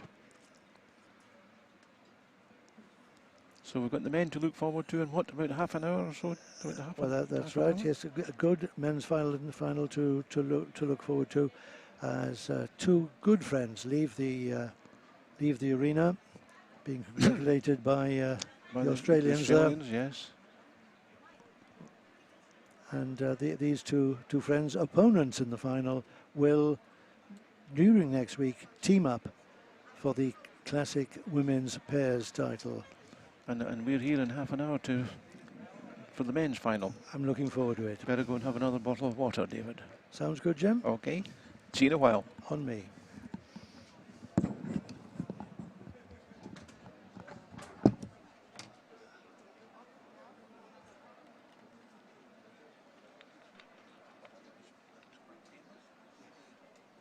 Will it be half an hour or will we go straight on? You did say they were on. Well recorded. Well done. Good. I didn't realise you were still there. I realised it comes up on the screen and when you turn it, it's transmitted. No. You can sit in there. How long? Just a second or two? Oh, no. No, the next bowl's being played. That's in case.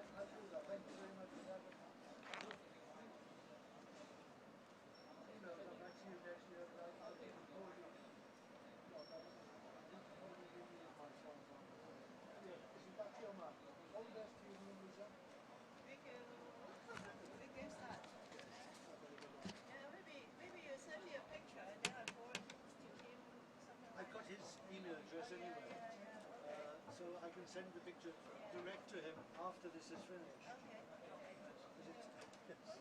Right. Did you get that? It would appear we're not getting. He's going to China tomorrow. China tomorrow. Yeah. Right. So you're going to send him a He photograph wants of a what's picture gone of the wrong? damage, Yeah. and then he's going to see if he can find out where to send this. It sounds a little bit long shot to me. Well, it's worth a go. Yes. I mean, it's his world. He may take one look at it and think, oh, Yes. Yeah. Exactly.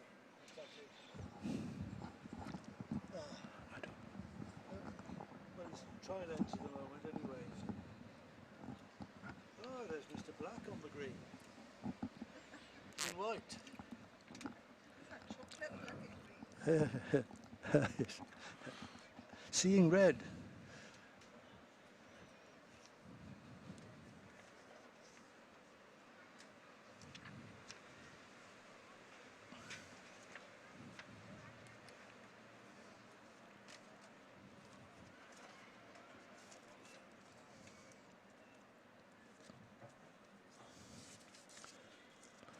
Well, David, we didn't get much of a break there, sir.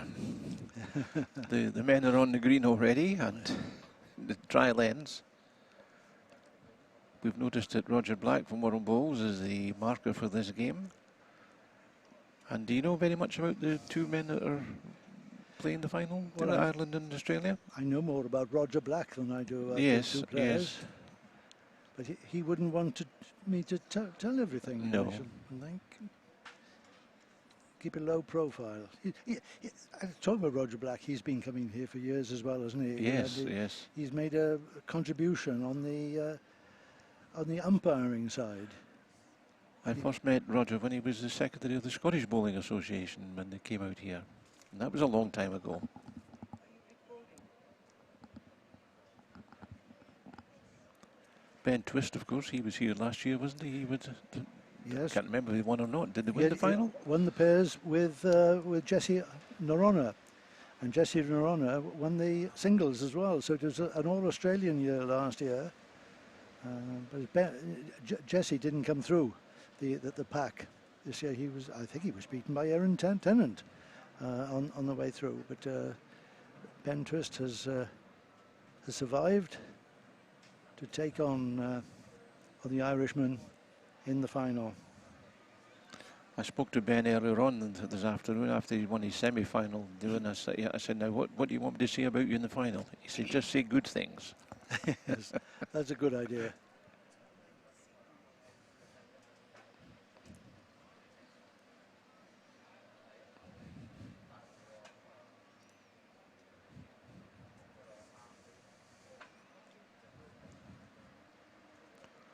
Ben Twist on the mat. A member of the famous St John's Park Club in the western suburbs of Sydney. Employed by that club. He calls himself a bowls assistant. I think it means he does anything that is needed to be done at that club. Huge club. But you've been there, I take it? Oh yes, yes. I was there last year for the Champion of Champions, and they organise things very well. Palatial club, wealthy club, and in Australia they will pay their top players to be employed partly as bowlers but partly as general helpers, as it were. Some of them will work behind the bar or on the greens or organising tournaments. Yes, we've had them here a few years where they've been greenkeepers in the respective clubs. And We have indeed. yeah. Yes. And from memory, it's only Australia that does that sort of thing. Yes, yes. It's only Australia has the money to do that sort of thing, because most of the clubs that I visited in Australia are unrecognisable as clubs elsewhere in the world. They're like palaces. I mean, to be fair, Hong Kong is a bit like that. This Craigengar Cricket Club is a beautiful club, and Kowloon Bowling Green Club is prestigious and marvellous. But it costs a few Hong Kong dollars to be a member. yes, Is Australia the same? Australia? No, no. The secret in Australia is what they call the pokies, Jim. Yes, the old one-armed It's bandits. the fruit machines. Yes.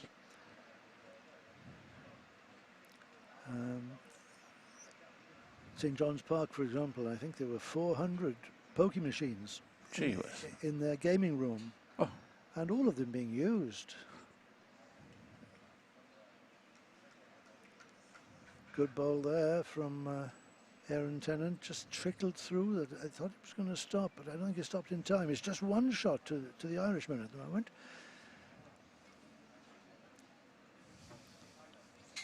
This Irish chap is new to me. Has he been around the Oh, international yes. circuit? He's been around, yes. He's a Irish international of some years. He's plays for the same club as Gary Kelly, who was a bit better known. Oh, he's been here a few years before, yes.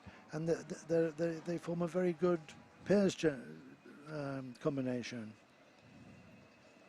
He's only 25. Is that the win the British Isles pairs national? You know, the British pairs championship. Gary Kelly and Aaron? They've won something big fairly recently. I'm not quite sure what it was, to be honest. I've retired now. You see. I know you have. You're like me. I don't keep on top of these things. You're like me. Yes. That was a very telling last bowl from Ben Twist, earning applause from the spectators here at the Craigengower Cricket Club. One shot to the Aussie gets this men's final underway. This is the Hong Kong International Classic Singles, a two-day knockout event. Yes, I was here at 8 o'clock on Saturday morning to start the thing off. Yes, the early rounds played on Saturday and the quarterfinals onwards on Sunday. And the two finalists here, Ben Twist, the Aussie, in the green and gold, from St John's Park in Sydney.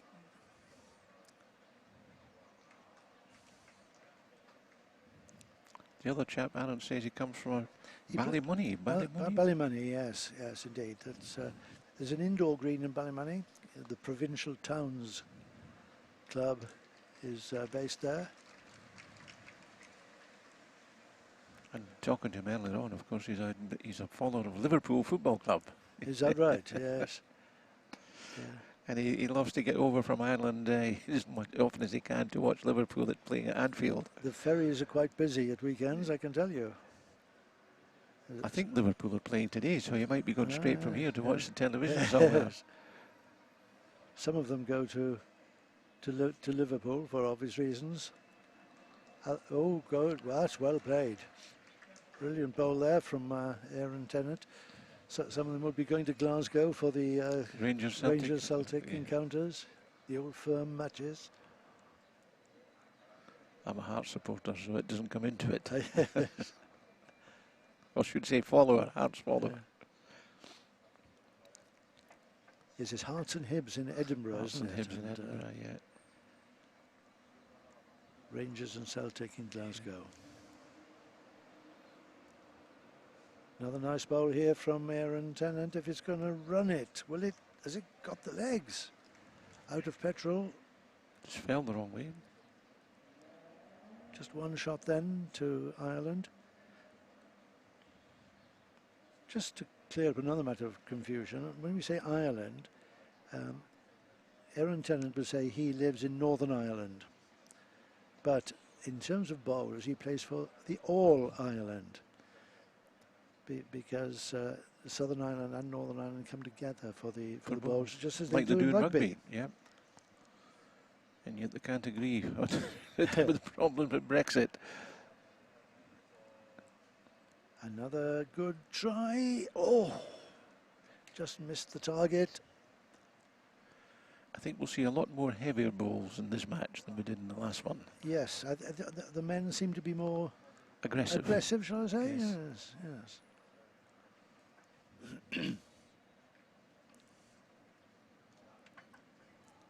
Erin Tennant came up through the youth system in Ireland. Played for the Irish under-25 team before moving on to the seniors. Just 25 years of age at the moment. This morning I was watching him against the other semi-finalist, the Philippine lad, Angelo Morales from yes, the yes. Philippines. Gee whiz, that was a good game. And he did well to beat Angelo because he's not too shabby a player.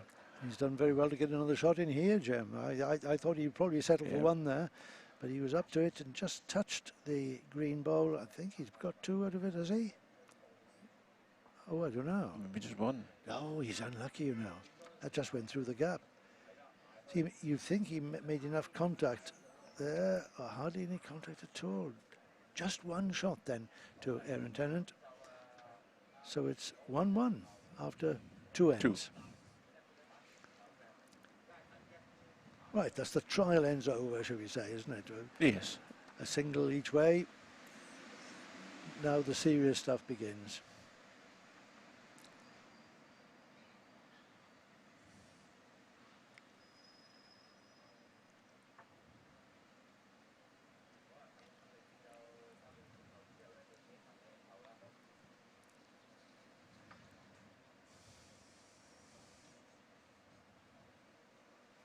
Well, it looks as though he's got to find another yard.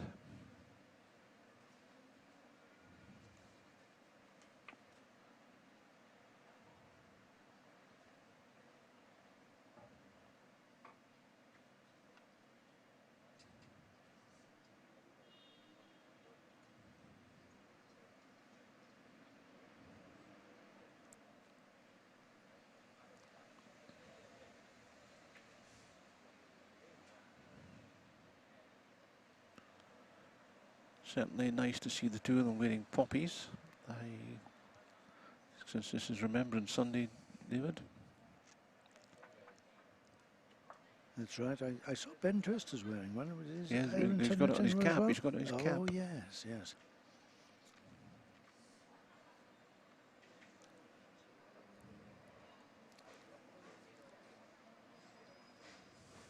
Well, that's working in nicely.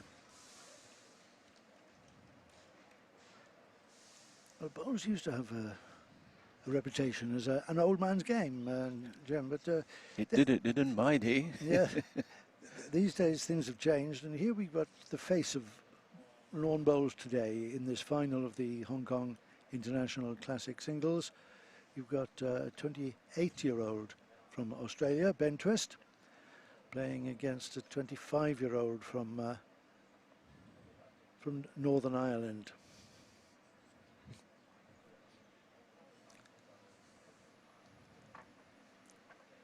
Oh, I beg his pardon, he's actually 26, Erin. He was only 25 when he filled in his biography form a few months ago. He took 26 in September.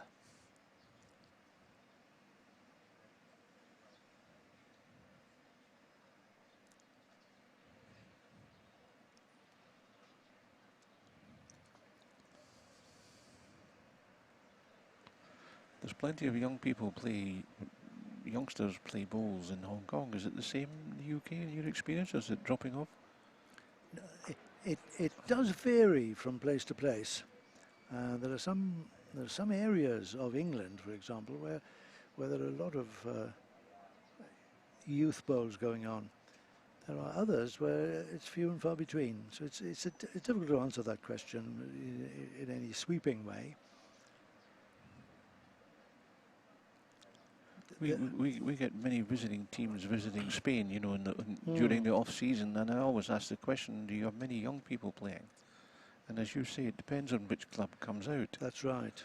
That's right. Certainly, if you go to watch the junior internationals, and by junior internationals I mean under 25s, there's a series there which involves England, Ireland, Scotland, and Wales, with 6 rinks for each team. That's 24 players in each team, and that is as rowdy and positive and exciting as the senior internationals, and they could play in the senior international and probably win it. A lot of the senior teams have under 25s amongst them these days. In the late 70s, before I came to Hong Kong, I was a member of Gorgie Mills Bowling Club back in Edinburgh. and I played bowls with Alec Marshall and Robert Marshall's father and grandfather, but we couldn't have Robert or Taddy Marshall as members because we didn't have a junior membership. Is that right? That was in the late 70s. Yes. So they went to another club, Slateford. Slateford, yes. Yeah. And Taddy Marshall moved on then to East Lothian Co-op. Yeah, he came back to Gorgie Mills, I believe, after I went to Hong Kong. And as you say, he's now down in East Lothian.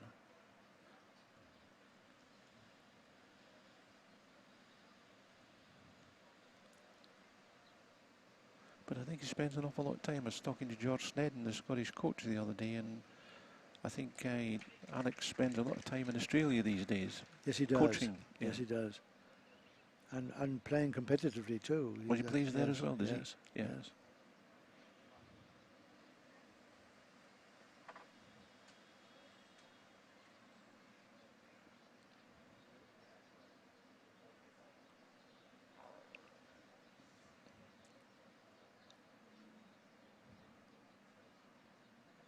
Well, that first bowl of Erin Tennant decided didn't want to bend at all. Yes.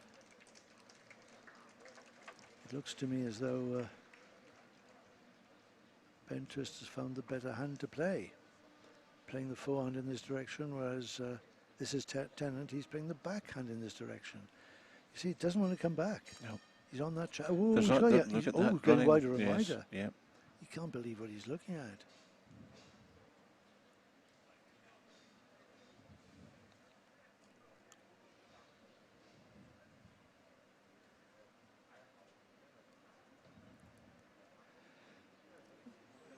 I think that's a little bit insurance. Very good bowl, good place.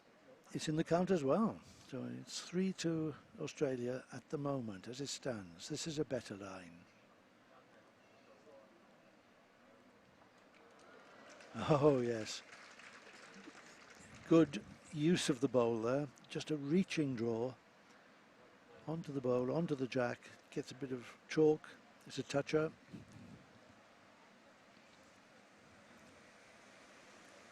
Earlier we explained what a toucher is all about. We did. Here it is coming down on its original course on the green, albeit it comes off a bowl, touches the jack. That's a toucher. Get some chalk on it. If on this end it goes in the ditch, it remains alive. It's not likely, the way things stand, but you never know. Well, the Aussies are renowned for their heavier shots, aren't they?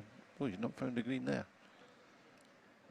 But there's no doubt what he was trying. He was trying the takeout there. And I wonder how serious Erin Tennant will be with this next delivery. He's 2-1 down on the game after 3 ends, and he's holding 1 in the head. But it's dangerous, Jim. Well, absolutely. I mean, there's 3 Australian bowls there. He will bowl it, but he may not bowl it with a great deal of confidence.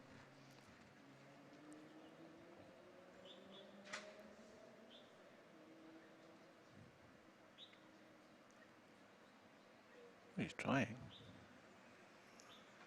Well, he was most of the way. He was trying. Erred on the safe side. Wasn't really going to do any damage there.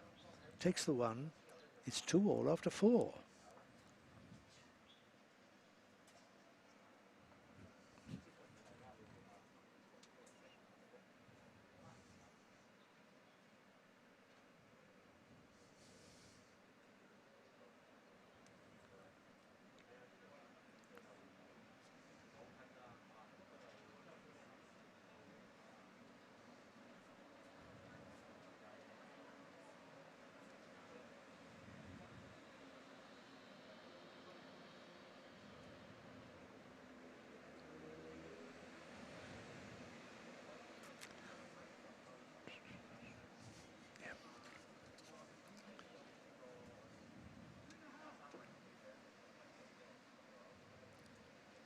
He's talking about youth in bowls. He may be only 26 at the moment, but this man made his, Erin Tennant that is, made his junior international debut for Ireland as long ago as 2009.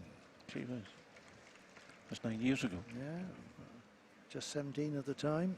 and he went on to make his senior debut in 2012 under team manager Jim Baker. Now there's a name to conjure with as well. Yeah, I think he's been here, hasn't he? Yes, he has. Jim Baker, back in the day. Jim Baker has certainly been here. Jim Baker has won world titles indoors and out. Still alive and kicking, but not playing at the very top level anymore.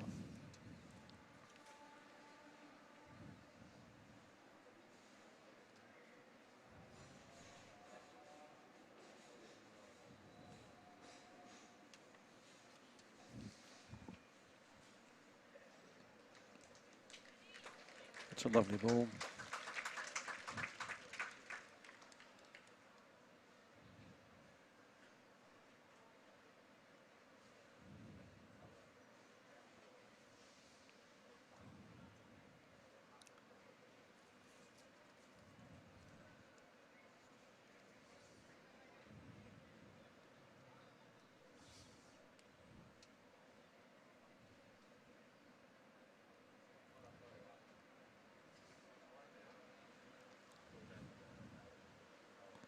Still only one.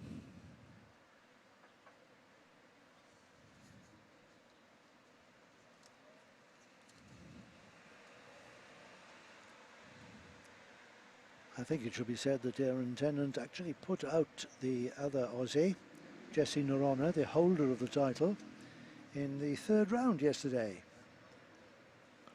I didn't see any of the men's singles because I was here at Craigengar Cricket Club, and the men's singles qualifying, the early rounds, they were played at the football club and the Indian Recreation Club.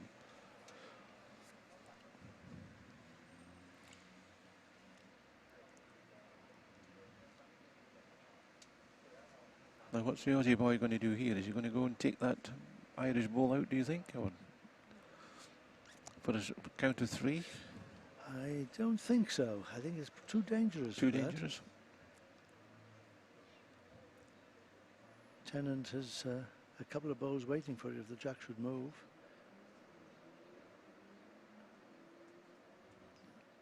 A dainty draw.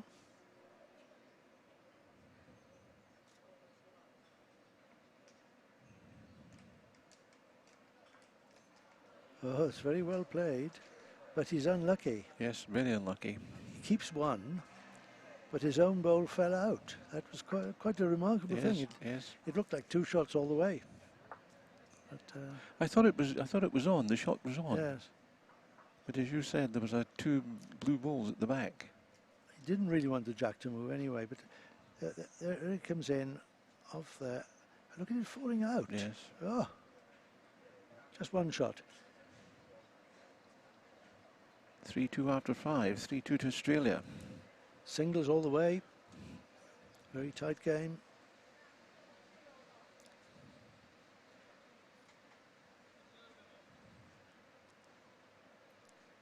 This is the sort of game that goes softly, softly, and then suddenly somebody breaks through.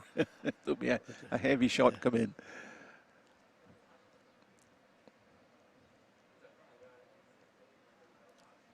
Ben Twist beat Wilson Lau from Kowloon Cricket Club and went on to beat Andy Fury from Scotland in the second round. Reached the quarter-final with a win over Philip Chan from Kowloon Bowling Green Club, and then beat Ian McClure, the other Irish competitor.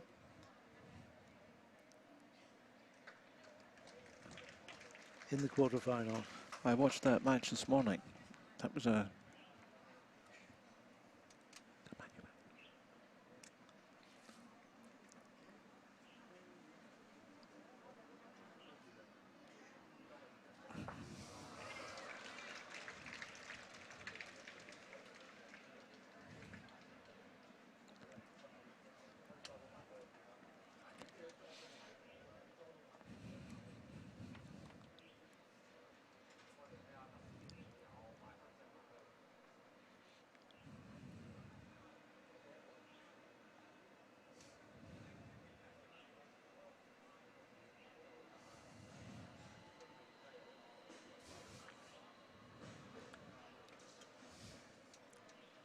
way in which local competitors have benefited from the classic being introduced to Hong Kong is quite clear.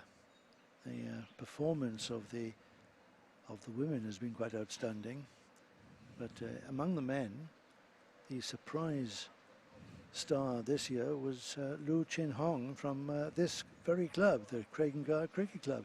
He reached the semi-final before being beaten by Ben Twist. Not the most experienced player in Hong Kong, No. but he really went well during this tournament and will have benefited from rubbing shoulders with some of the best bowlers in the world.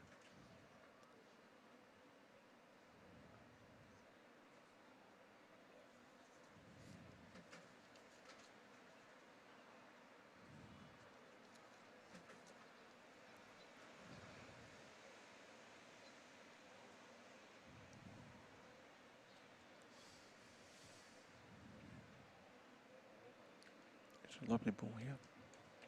Oh, very unlucky. Very unlucky. It's tantalising, this rink, you know. You think it's perfect, and then it Yes. runs on a little Yeah. bit further.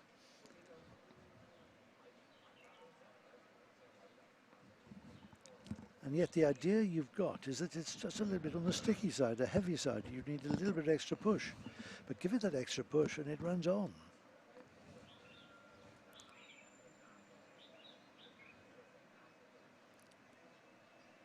These greens, fortunately, were unaffected by the recent typhoons.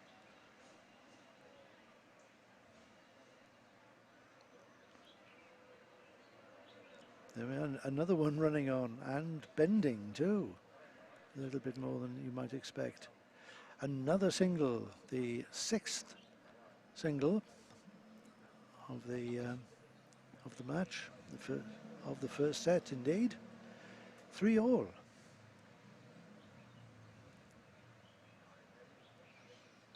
Nobody giving much away here, Jem. No. During that typhoon, I emailed a few of my friends here, and the replies were that the damage was severe to the trees. No deaths, thankfully. Most unlike the Philippines, where when the typhoon hits there first, unfortunately there's always deaths. But here, the damage to some of the infrastructure, and they had to close Fanling Golf Club for 2 weeks for the tree to clear up the trees. Well, my wife and I visited Hong Kong wetlands yesterday to Yes, well, watch that's the one birds. of yes. And that was quite badly hit. One or two of the paths there are closed because the mangrove walkways have been mangled. And but generally it's open for business, and it looks very good. Just the occasional place where you're not allowed to go. Are you familiar with Deepwater Bay on Hong Kong Island and Sheko? No, not at all. Deepwater Bay, there's a golf course there, part of the Royal Hong Kong, the Hong Kong Golf Club, and that was underwater. Was it? Yes. As was parts of Sheko Golf Club. Well, apparently the Craigengar Cricket Club, where we are now, is fairly sheltered. From the winds and the rain, for that matter. We're just next to the Happy Valley Racecourse. And in a kind of basin in Causeway Bay.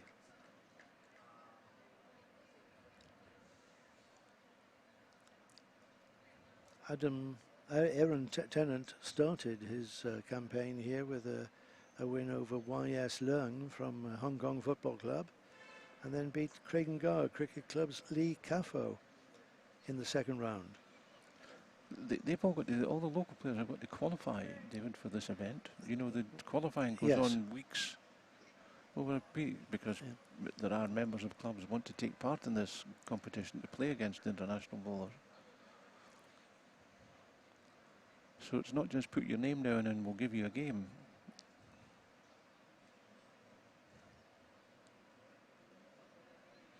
There's a big bowl here from the Irish lad.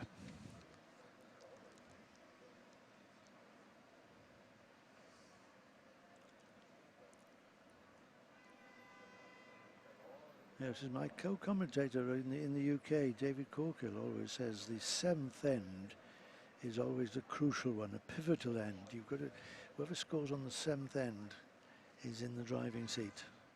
There's the Australian chap lying too. 4 loose balls from Aaron Tennant here.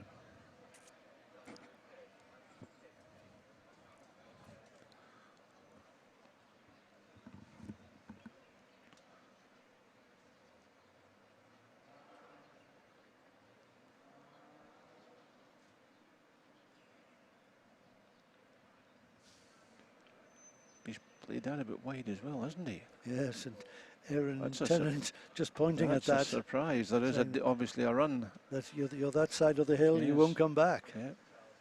2 shots. And a mild breakthrough there, a minor breakthrough. It was 3-all, now it's 5-3 with 2 ends to play. Well, it looked an easy draw, didn't it? He'd be very disappointed not to I would make that think, 3 shots. I would think.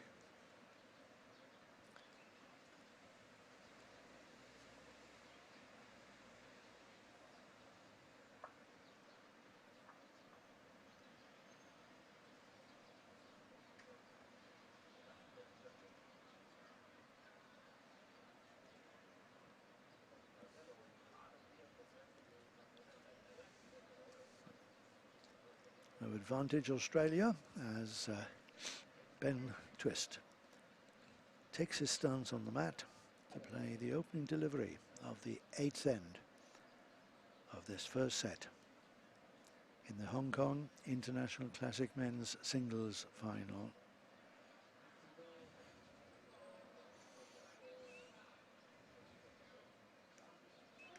Lovely start. He's concentrating on the forehand in this direction, and it's paying off for him at the moment. And Tennant has joined him for once. Tennant's been playing the backhand this way.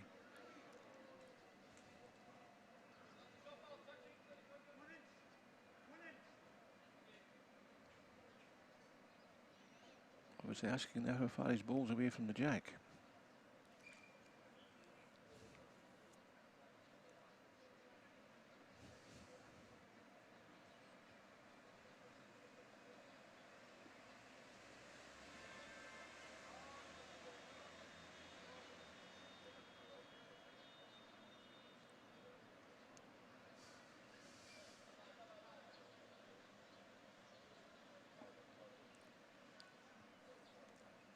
Nothing for narrow on that forehand. If you're slightly narrow, it tends to swing cuts away. across. Cuts away, yeah. Cuts away.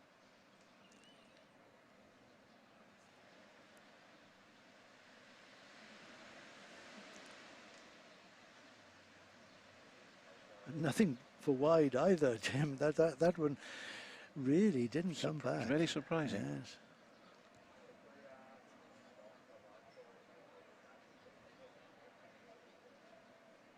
Brave effort. Out of petrol.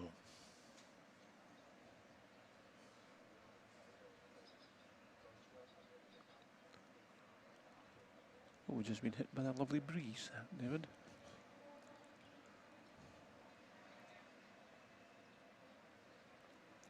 Somebody switched on the air conditioning.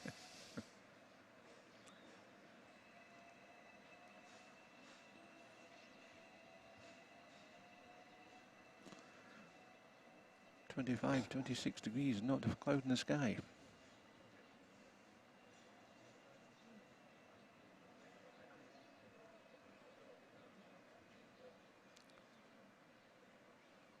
Well, the crunch has come for Erin Tennant. He's looking to see whether he can clip that ball I don't think he can. off the face of the jack. Well, it could go. But if he pushes it onto the jack and the jack moves, he's worse off. So let's make your mind up time. This was the bowl, the opening delivery of Ben Twist that made this end so difficult for Erin Tennant. He's having a go. Doesn't want to push the bowl onto the jack. High, wide and handsome. Yeah, missed it by a mile. So a useful single very valuable to the Aussie. Extends his lead to 6-3 after 8 ends. Last end then. One end to play in this set.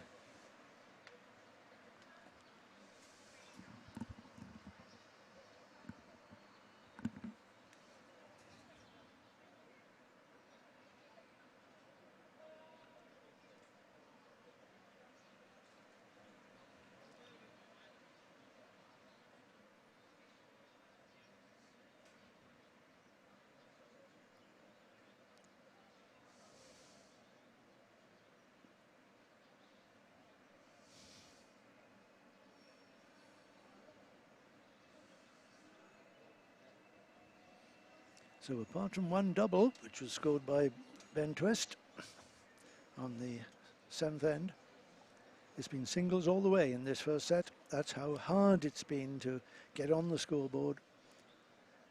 But this young man, 26-year-old Aaron Tennant, needs 3 shots on this end to tie the set.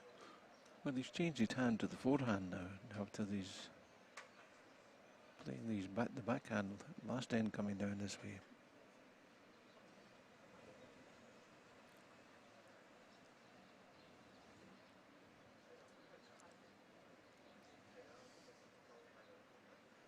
He's persisting with his backhand. No wonder he's got a wry smile on his face. There must be some kind of ridge down there, and if you're just out wider than it, you've had it. You won't come back. This is good, though, from Tennant. So far, so good for the Irishman. Now then, this time you got one in to stop the rot. Well, he's Ben. Closer. Well, interesting. One shot to Aaron Tennant. He's got 2 balls left. So that 3 is still a dream. Can he turn it into a reality? He's not far away this time. Oh, that'll do nicely. That's 2 That's very with a good. ball to come.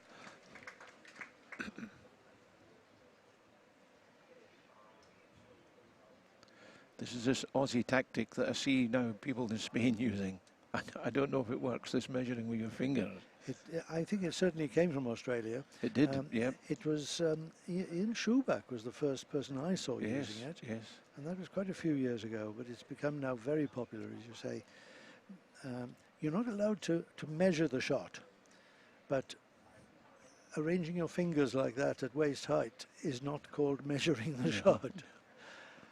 I keep saying to them it doesn't work. They say it does. I said, okay, then you keep doing it.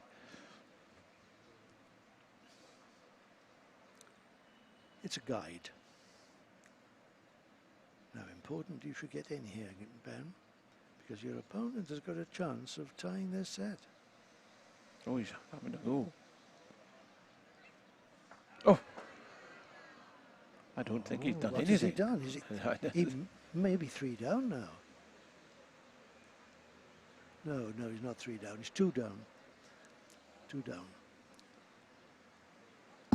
Just thought for a moment that the worst had happened for Roger Black Ben signalling Twist. 2. 2, and if this next ball goes in, we've got a tied set.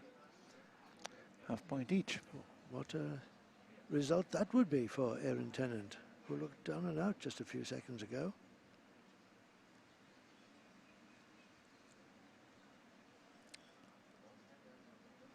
What's he like? Has he got it, Jim? Good line. Can he stop? Can he stop? Can he stop? Gee whiz. Maybe. Maybe not. I don't know. No. That was a silly type of shot, David. Well, no, he was on a good line, Jim. Yeah. He was just a little bit heavy, and he had to reach. We'd have been very critical if he'd finished 2 yards short. Yes. Dear, oh dear. Was he trying to come off that front ball? Well, he was just trying to draw another one, wasn't he? And he was 2 feet heavy, that's all. Must be a measure, is it? No, I think it's just one. Just one? I think it's just one to Australia. Yes. We'll say that it is anyway, just one to... Yes, they're putting up one to island rather, but that's That's not good a- enough, no. of course.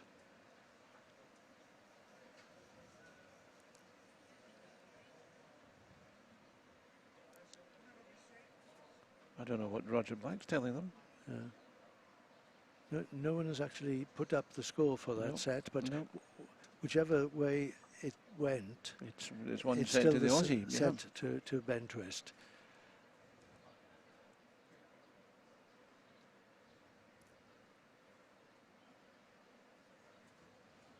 My feeling is that it was 6-4 on that first set after 9 ends. So advantage Australia. First set in his pocket.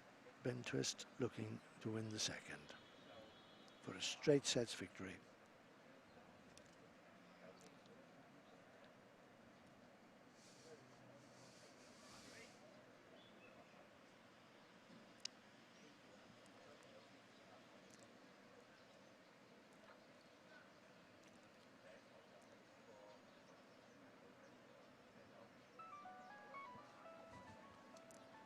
Erin Tennant beat Jessie Norona in the quarterfinals.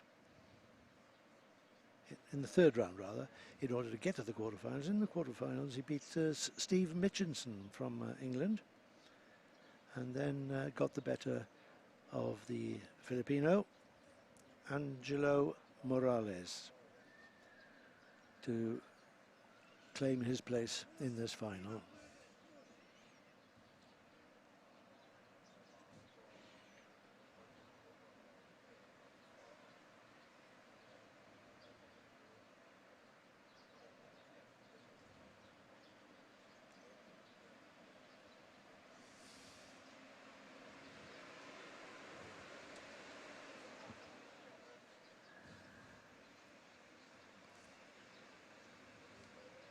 Ben Twist continuing to play the better hand here.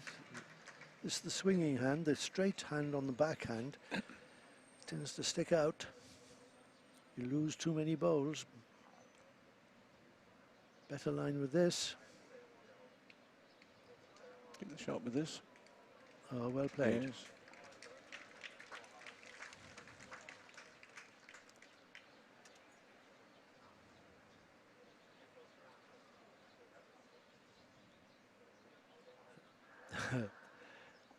An air of satisfaction about that, and he exchanged a nod with the marker, Mr. Black. There we are. That's in there. Got it right that time, he says.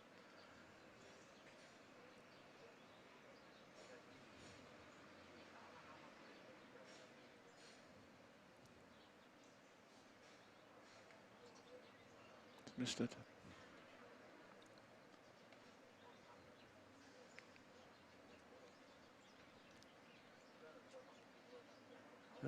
It looks strange to see Ben Twist playing that on the forehand, because there was a shot crying out to be played on the backhand, but the There was, backhand's yes. so difficult Yes. that he decided against it. Now, can he find that line again? Yeah, he's good for Looks as though line. he has, yeah. He's straightish. Now it'll run all the way straight from there. That'll do nicely. Yes. Oh, Same ball. Magic. Wasted his first 2 bowls by just overgreening them. Got it right with his third and fourth. And the Irishman, Aaron Tennant, leads in the second set 2-0. That'll make him feel better, Jim. Yes.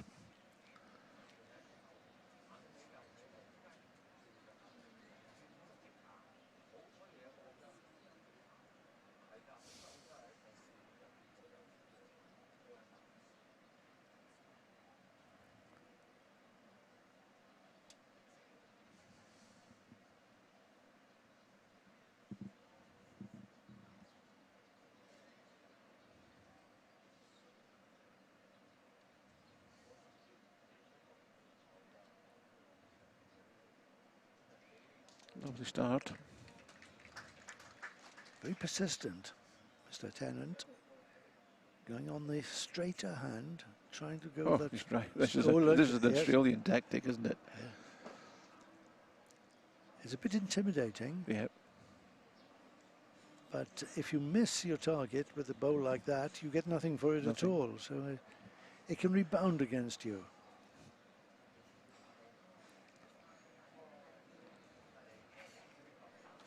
Well, will he go again? Surely not, will he? Yes, he's having another firing shot here. Oh, well played. That jack flew, didn't it? He flew away.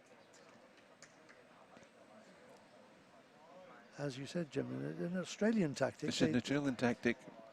Well, sometimes in Australia the greens are so fast and the wind is so tricky that it's very difficult to get a bowl within a yard. So if your opponent gets a bowl within a yard, Drive it off. You stand as much chance driving it off as you do trying to beat it on the draw. That's the theory. The tactic was alien to me until I came here, as I say, in 1982 and saw the Australians. Yep. Brilliant Now, delivery. you notice the end wasn't burned there, as would right. happen in a proper game. The rules here. That's a remarkable shot Remarkable. there. Remarkable. This is what the crowd love, of course, isn't it? Yes.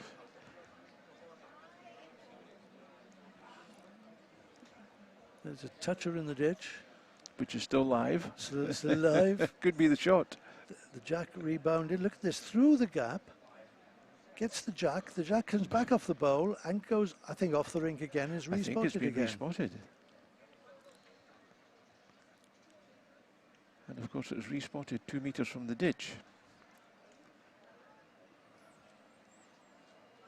No, that hasn't No, it's done gone nothing. out, has it? Yes. Has it gone out?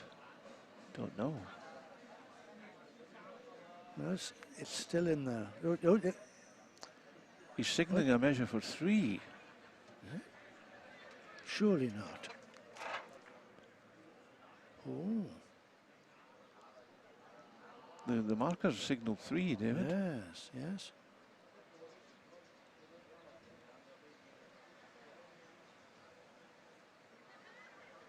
He's a big bowl after 3 heavy shots. He's got to try and draw, Is he up which I think he has. for the second?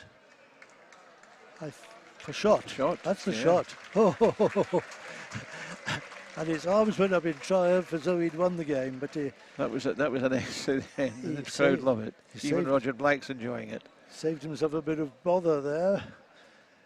He was 3 down, and it was all of his own making with those heavy bowls. Plenty of room to draw, but the pressure was on.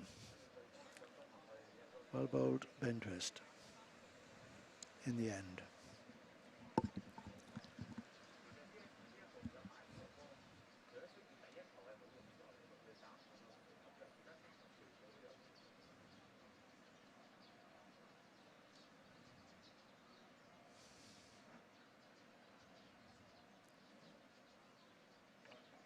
Do you see that tactic employed by the top UK bowlers, David? in Not your much, travel? not much, yeah. no. Occasionally in a televised indoor match you might. But, It's certainly the only place here I've seen it. You know, the Australians who come here, that's the only time I see that type of shot. well, the grass is so short in Australia, and the surface so flat and smooth that firing is relatively easy. You go straight for it at top speed, and the bowl doesn't do any bending. But where you've got longer grass, the bowl tends to veer off in one direction or another. It's more difficult.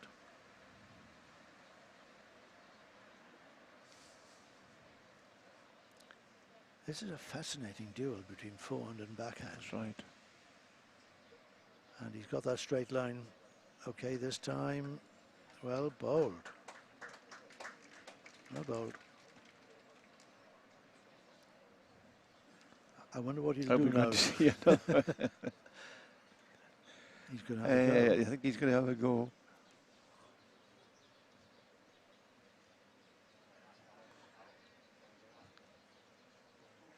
Oh, he's done it again. I tell you what, I mean, if it's bowling, the crowd love it. Yes, and you know, some traditionalists tut about it and say it shouldn't be allowed and so on. Oh, I see. There are. Yeah, there are yes. still people like that, but at the same time, you've got to be accurate. If you miss, you get nothing.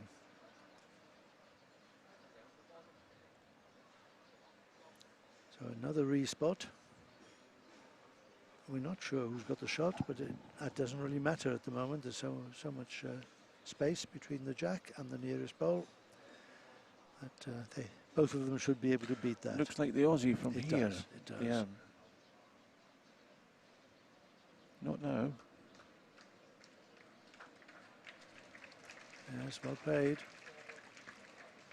That one didn't come back, but it didn't matter because you had good length.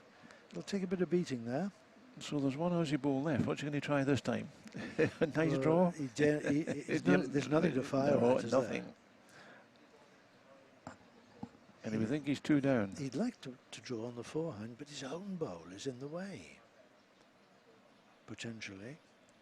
Have to come inside it or outside it. It's more or less in the road.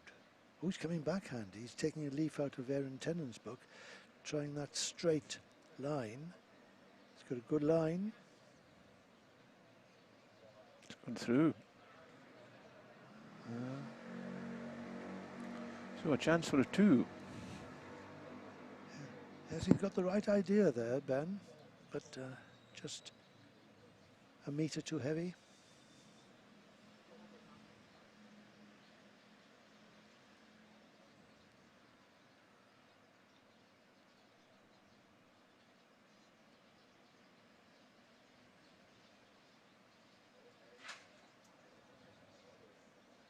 Now this is tighter, but it's not too tight. It'll.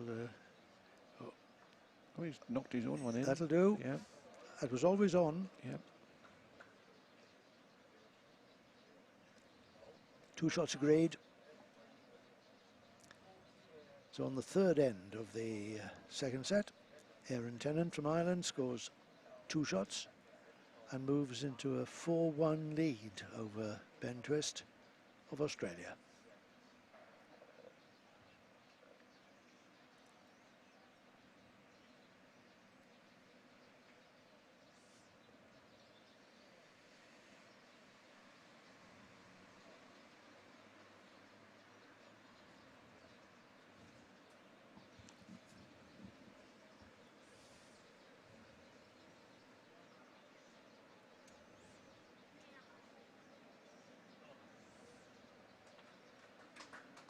Nice start.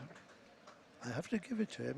Erin Tennant is persevering on consistent, a difficult hand, and he's mastering it.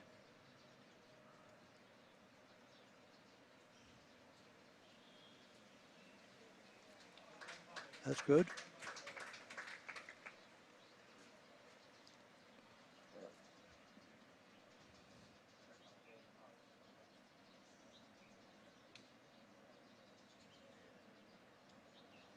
Certainly a very nice draw bowler. Very good. I'm very impressed. Yes.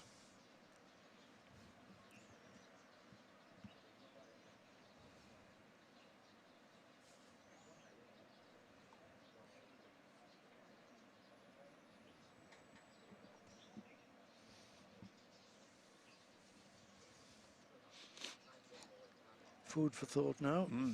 Shall I go down the back?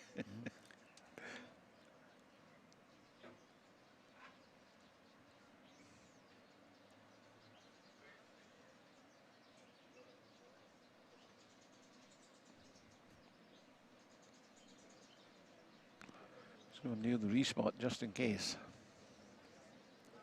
Yes, I think that's a wise move. Yes.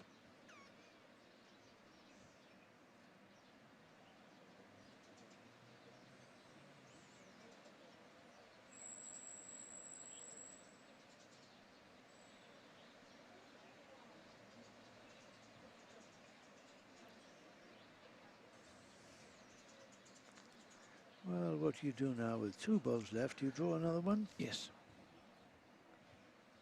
Try and rest the Aussie ball out the head. Yeah, for 3. Yeah. It's possible.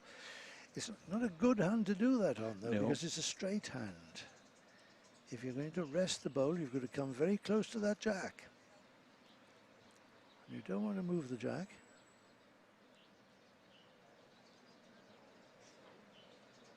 Well, that's not bad. I think it Good protection. good protection, yeah.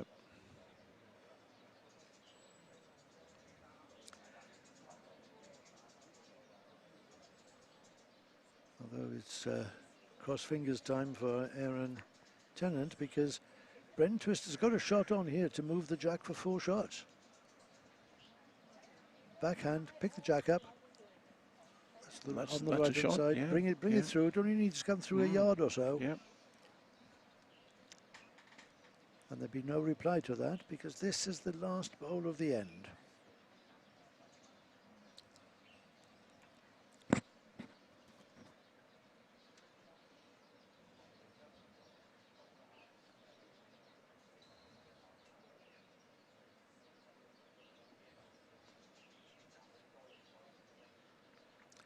He's trying it.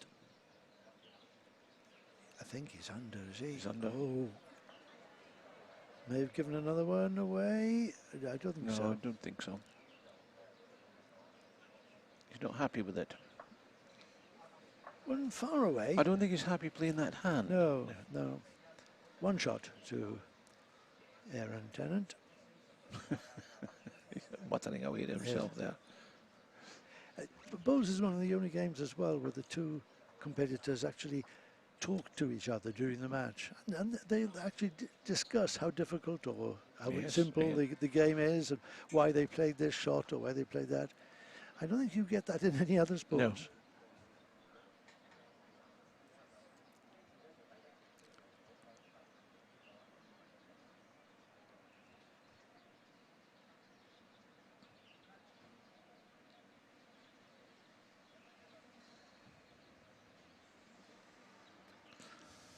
Why 1 after 4?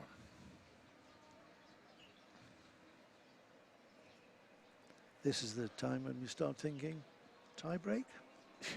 I'm not going to Maybe. say.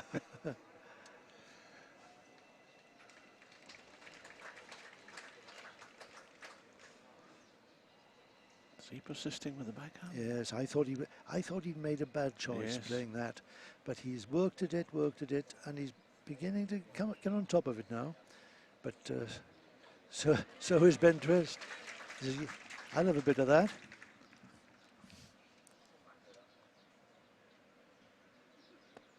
That'll be too wide. It looks right, so it's got to be wide.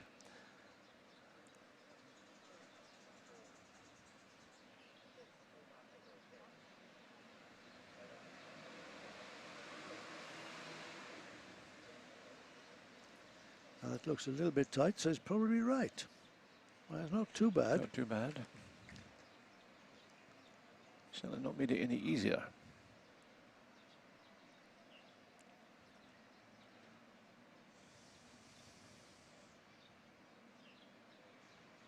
There it goes. When the weight comes off, that's it, slides across.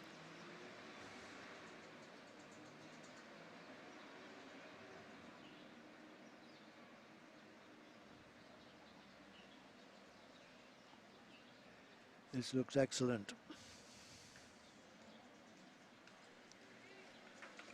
Oh, save the chalk. No toucher for that, but another shot. We'll see if the Irish lad can play the heavier shot. It looks very tempting. They could both go. Very accurate drawing there from Ben It is. Twist.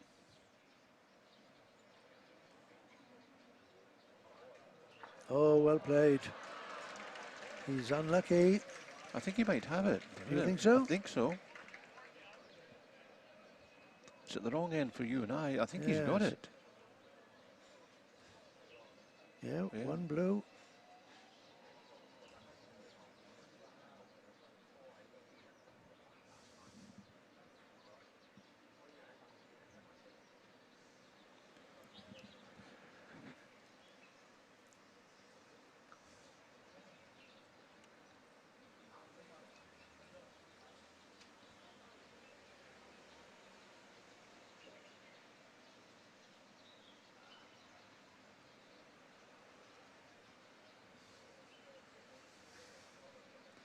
The jack off centre. Played it Got well. it. Oh! Wanted the jack for 2 shots. Just took that kick. He didn't did. it? A very valuable shot there for Erin Tennant. Things were against him before he played that firing shot. It was very, well, spot on target. You've got to give him credit for that. Yes. But this was the attempt to Just draw it sliding back. past. Yeah, on it goes. 1 to Tennant. 6-1. 4 ends to play. 5 up, 4 to play. Well, mathematically, it's a good position to be in, isn't it? Yes.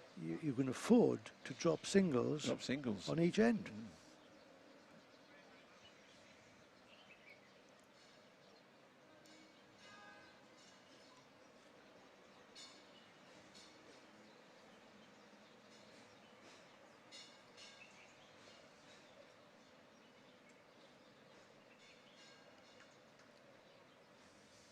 The advantage that Ben Twist has on this end, this set, is that he doesn't have to win it. No.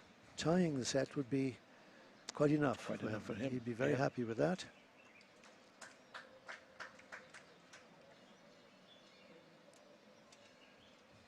I think it's gone past. Yeah.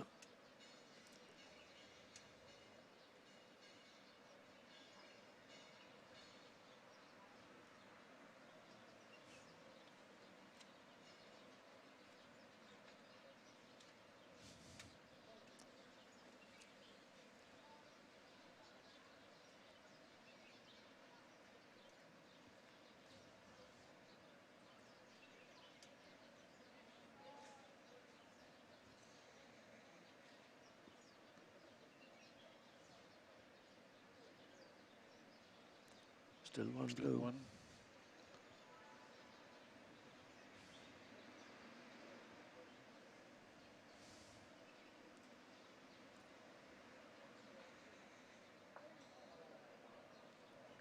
Well, that could be a very good result. Could be.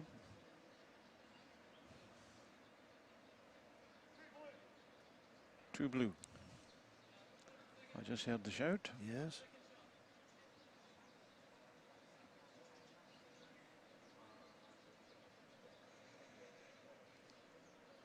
Was that him asking where the second shot was? I It think? was, Yeah. yes.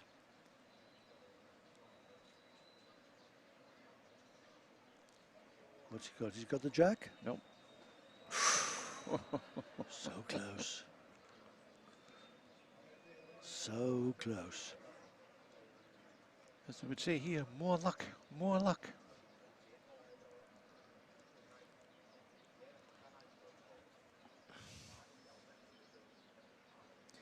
Well, 2 back bowls for Australia here, so that's what will be going through Erin Tennant's mind. Would you be putting one round the back? Oh, definitely. I'm sure he's spotted that. And is, yep, that's it. Positional bowl coming in.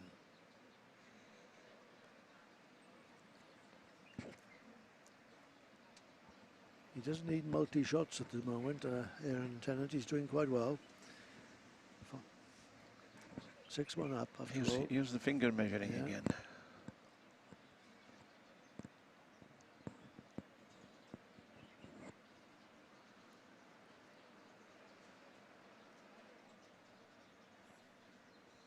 If it's only 1 shot, I wouldn't be surprised to see him go for the jack. Take it right through to the ditch. He's got the best back. That would be enough for 2 shots.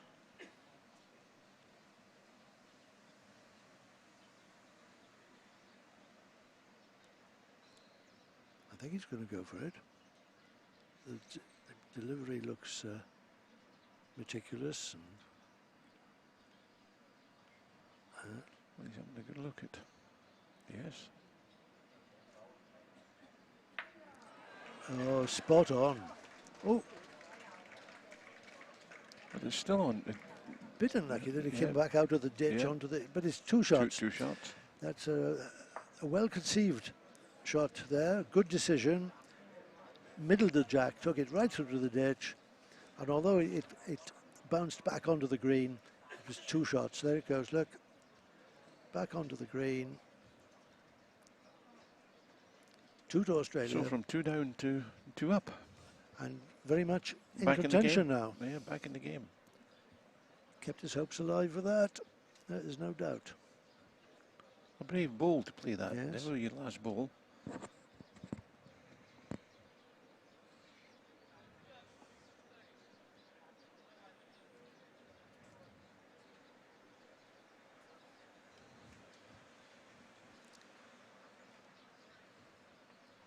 Ben Twist, an employee of the St John's Park Club in the western suburbs of Sydney. One of the best clubs around in that area. There's also Cabramatta and Merrylands. It's high up on the bold stakes.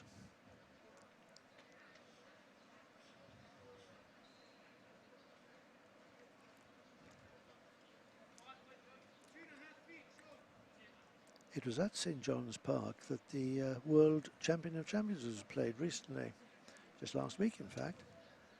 And Hong Kong's representative, Tony Chung, did exceptionally well.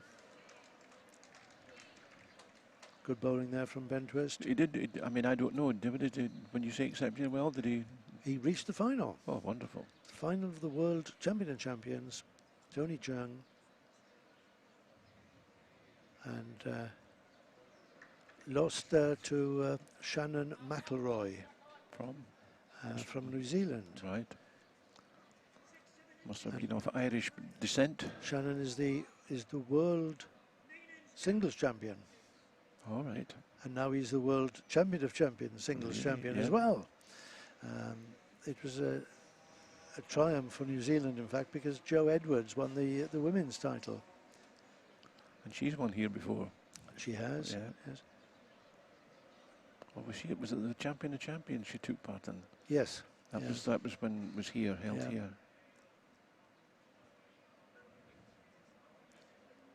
And representing Hong Kong women in the World Champion and Champions last week was Shirley Coe, who was returned to Hong Kong from Canada. And she did very well too. She came 7th in her section, and was another win or two would have seen her qualify for the knockout. To the knockout stages. She was very close to sealing a place in the knockout. I haven't had a chance to speak to Shirley yet. I saw her yesterday.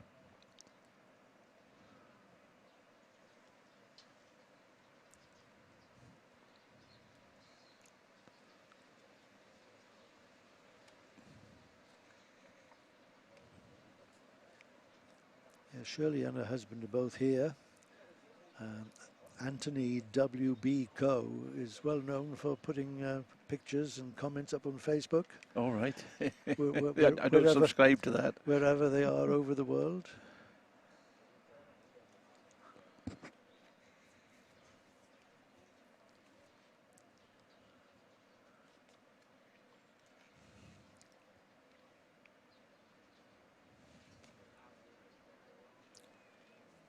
Oh dear, that's miles away. What was he thinking there? One to Australia. Red.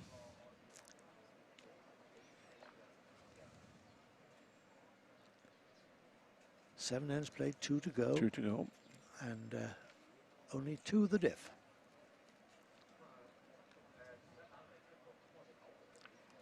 Now what Ben Twist would be looking for is 2 singles.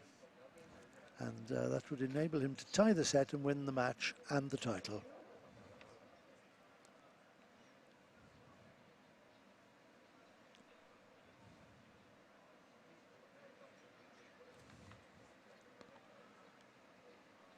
When you mentioned Shirley Coe there, she's playing in the pairs with another former Hong Kong resident in Canada.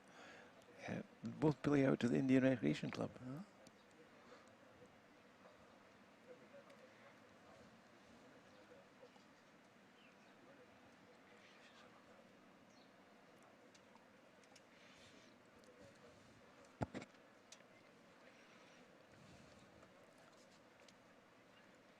Important end for both players, but Erin Tennant will know that if he scores on this end, then he's not exactly nice, home and dry, but a nice toucher. he'll be in an armchair position. Great start for the young Irishman.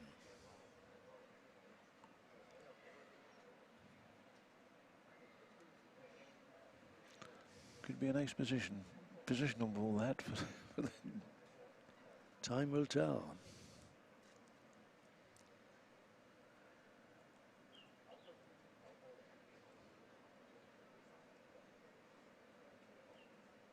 Well, I'm not sure that, that's any good to him. No. It doesn't really protect.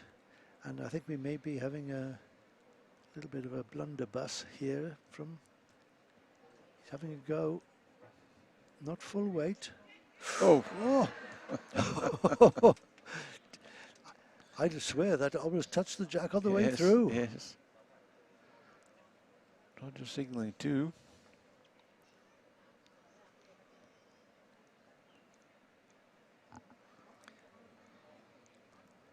So as we say, what would a good player do here?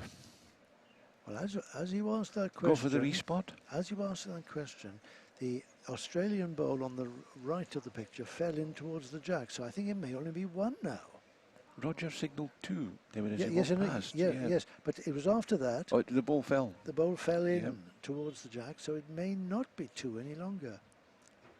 It's difficult to know what to do here because you've got to predict what your opponent has in mind. Well, and that's not too hard, actually. You'd probably have another go at it.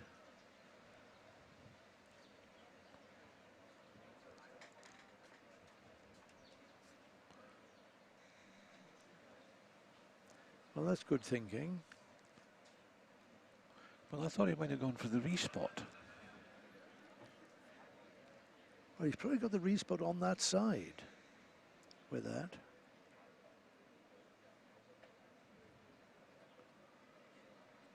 Where exactly is the respot? Respot is 2 meters from the ditch. 2 on meters the centre from, line. Is it? Yep. On the On the centre line. Isn't it to one side No, or the other? no, centre line.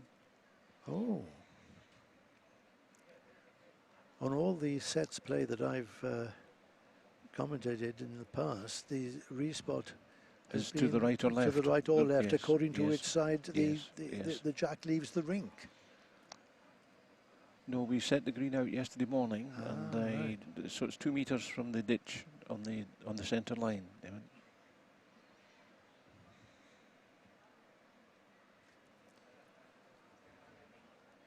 Taking the more conservative shot here, but if he picks the jack up, he's in business. He's running through.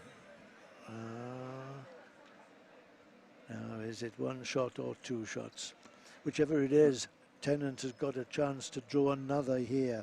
Mustn't make any mistakes with it. No. Doesn't want to move the jack. Like he did last time. But he needs another one in to consolidate his position in this first set, which is almost his already.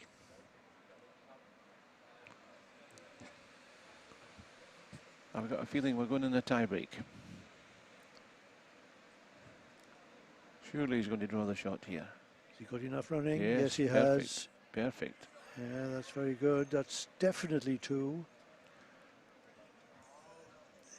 We're fairly sure that it's 3, and if it's 3, that's the set over. Yeah, Roger's got the coin to signal for the... 3 shots there was enough to make it 9-4, and it's out of reach as far as Ben Twist is concerned. Concedes the set, and we're into a tie break. That was nice there, a shake of hand between the two of them for going into the tie break. This is it, the chips are down.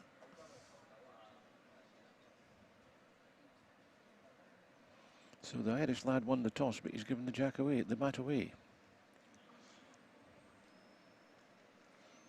Now this is the first first of the long jacks. This is a new tactic. It is, it is. Let's see if Ben Twist's twist will come off for him.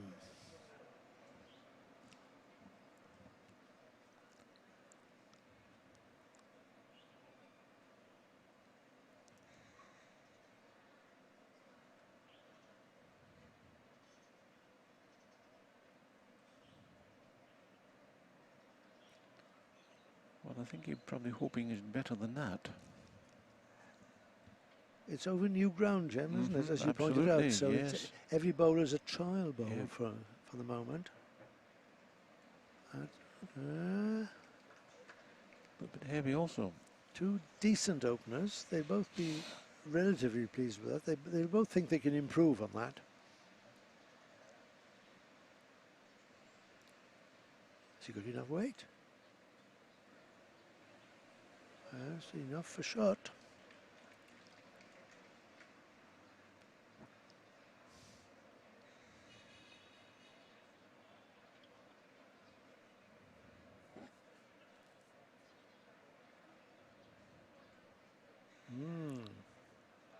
Tension coming in now.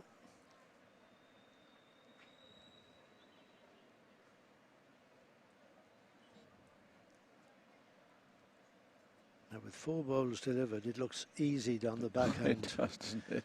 The jack is saying, come to me, Well, look but at it's this. not that easy. No. Look at that, not bending at all, running through.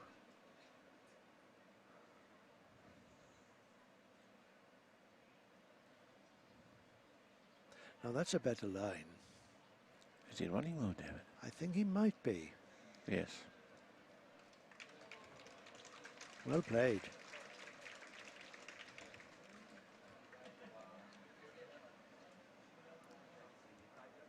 Advantage Ireland.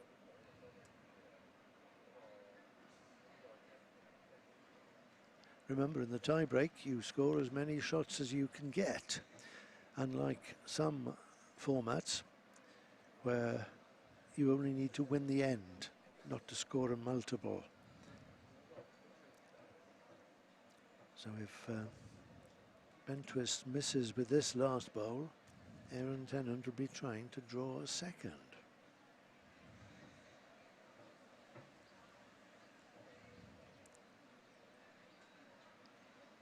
Behind Ben Twist is Vincent Chung, the chairman of the HKLBA, with a couple of his major sponsors. Yeah, Mr. Yipson. Oh, perfect. Oh, what a shot! What a shot! He's relied quite heavily on that sort of shot on his way through. Yes, yes. And he's pretty accurate with them. And that time, you couldn't have been more accurate. Picked the jack up, ditched it, and it was I would say almost on top of it. Surely. unbeatable.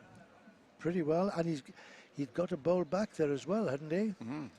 At least one, if not two. If So not two. he might be holding 3 at the moment.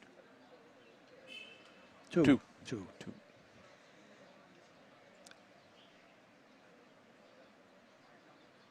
Well, you've got a feel for As Erin clean as a Tennant. whistle. As clean as a whistle.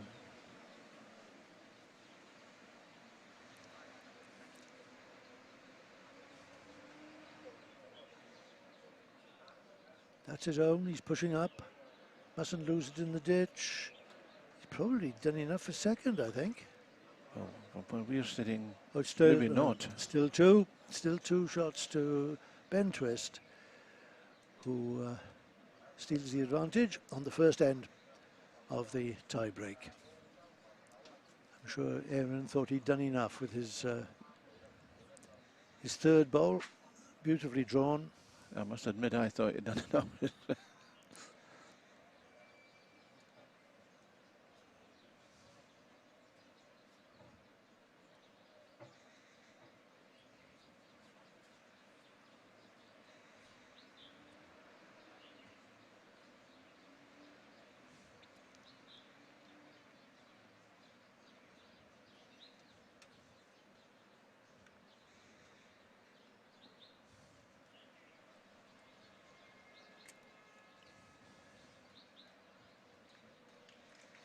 Lovely start.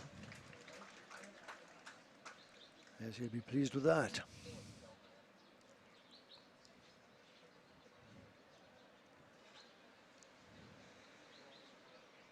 Oh, what a good reply.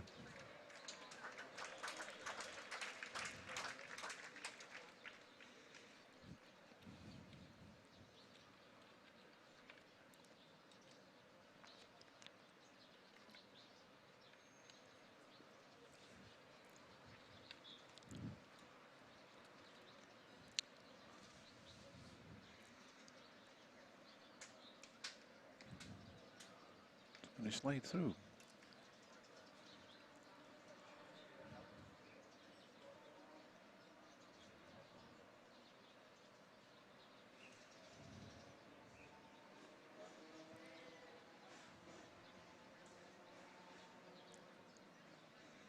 They're finding that line well now, aren't they?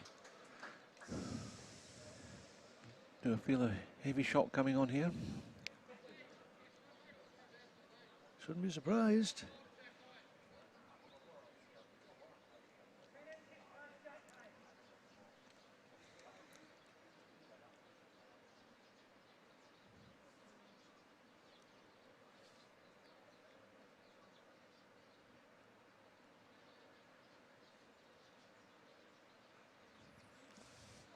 Not as heavy as I thought. No, nor me.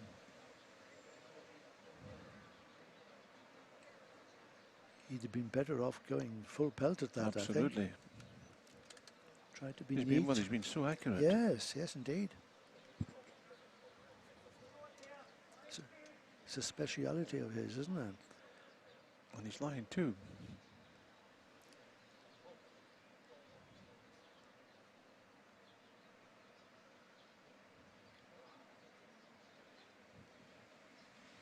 Is that what we call a blocker, David? Well, it could well be. It could be useful. It blocks the course to the jack, but it doesn't block the course to the shots. bowls. No. If he plays a forehand shot at this, straight up for it, he can miss the front. He's almost bound to take at least one, if not both of the shots out. He might even come off them and get the jack. And then chip the jack to himself. Yeah.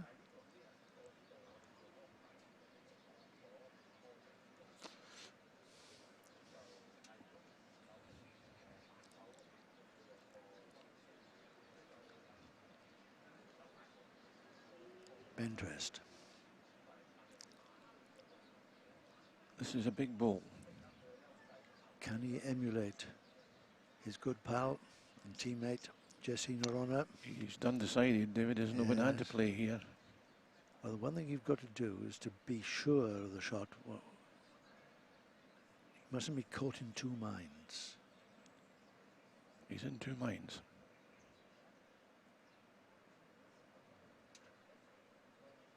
Playing the neat shot. He's looking good for the jack. Oh, he's very unlucky as it happens. Oh, looks to the heavens. Little wry smile. Still two.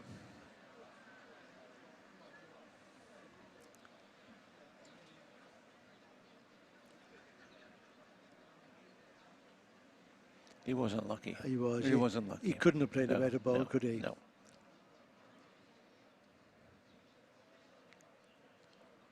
No, nothing silly here.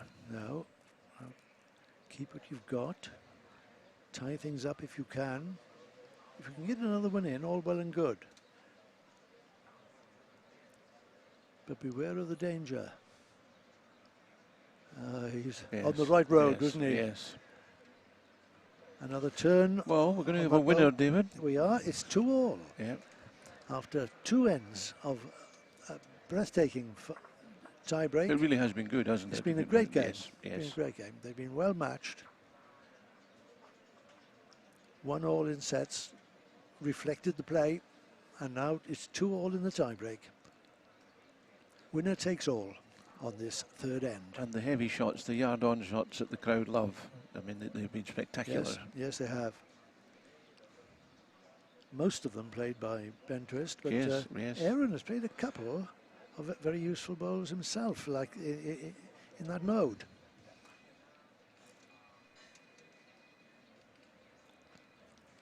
I mean, as you say, right from word go, when you were arriving, before that, it was when a shot like that was played, it was the ayahs from the crowd, wasn't it? Ah, yes. Yeah. Ayah.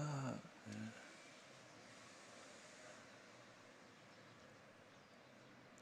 So Tennant to play. First bowl always important. Played it well. Good start. Because when I came here in 1982 playing, I mean, George Souza was the #1 then. Yes. And I never remember him playing shots like that, the No. real heavy no, shots. No.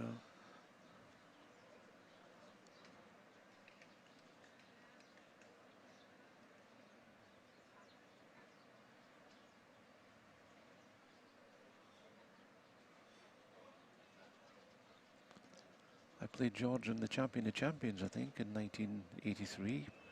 Oh, he doesn't want to do that. Oh, gosh. That could be disastrous. And needless to say, I came second. That's the last thing that Erin Tennant wanted to do, He wasn't didn't it? want to Push do his that. opponent up for shot. I suppose he thought that the opponent's ball was so far short he would hardly hit it up for shot. That's exactly what he did. He's on a nice line here. Oh.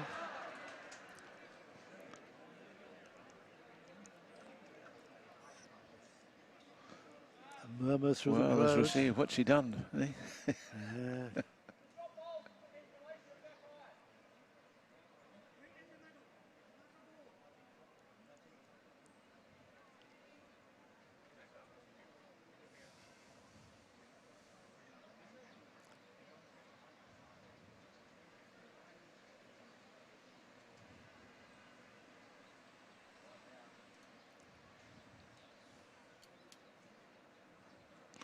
A bit of insurance going in here. Yes, yes. He's saying to Erin Tennant, you hit it if you like, and if it's going to be respotted. He's not wasting any It's time, fine. David. I think he thinks he can draw this. It's not an easy shot to play because he's got to get it full. He's not too badly played. Oh, dear. That's it. That was That's it. as good a shot as he could play. Absolutely, absolutely. It was all about the way the bowls fell. He got the contact. Bit of camaraderie there. Mutual respect. What a great final. Great final.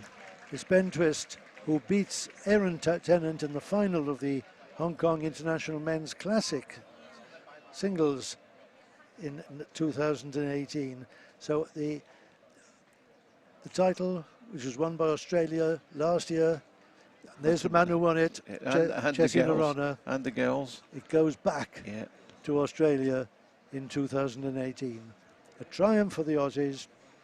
Hard luck for Erin Tennant. He did very well. A lovely game to watch. It was a good Lovely game game to to watch. watch. Could have gone either way. There was a little bit of everything there.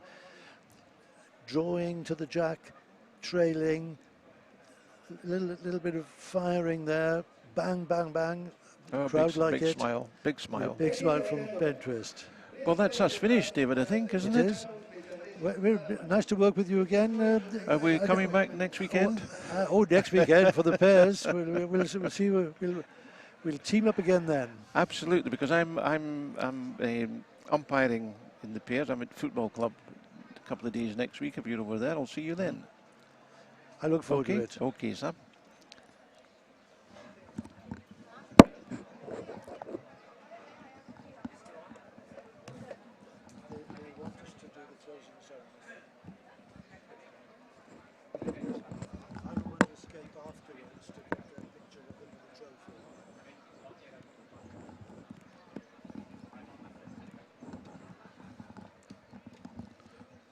Well, we're a bit premature there, David. I think we're staying on air for the presentation.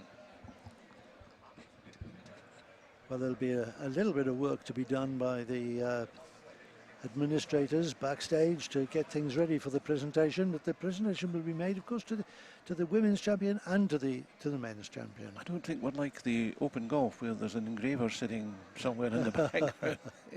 Aye. There'll still be a few tables to move and arrangements to make, I'm sure. There's Jessie Norana, who won the men's title last year.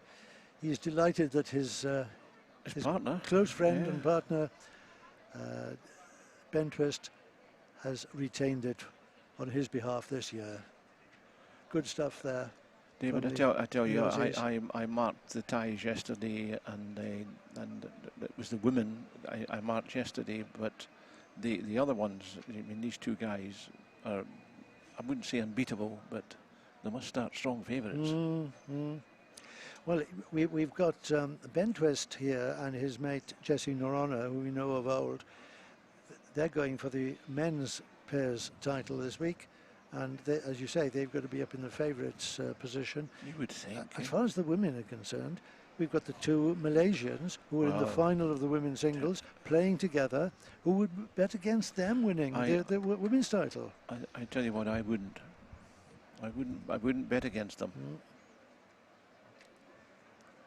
But there'll be stiff opposition from not just from all over the world, but you know, England, Scotland, Ireland, Wales will all be hot after titles. Roger Black's just come to talk to me, telling me it's hard work out there. You did well, Roger. Yeah. I mean, they were going to start the second set, incorrect. You probably hear him in the background. If you need a translation, I'll translate for him.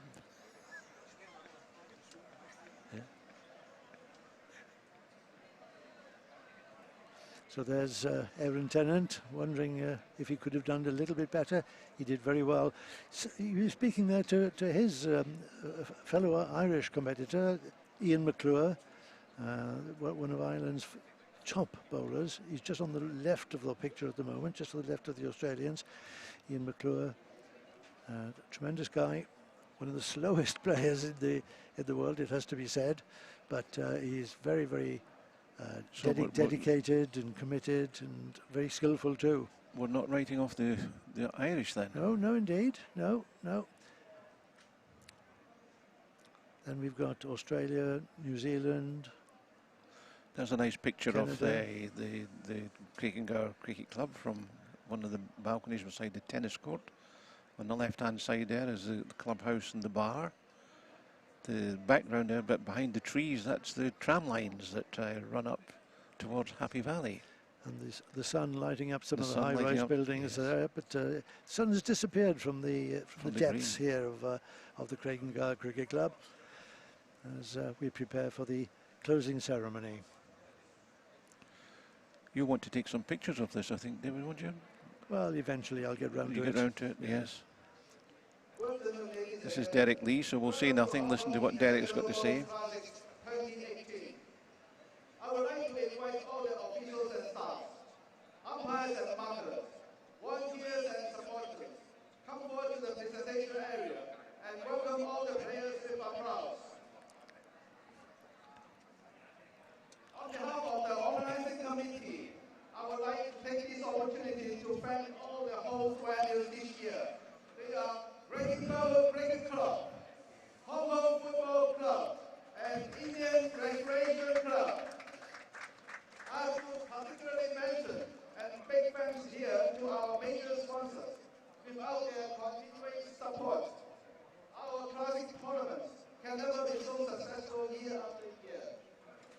Our major sponsors are Leisure and Cultural Services Department, Zhongbang Multi-Bowls Club, and Concordia Group.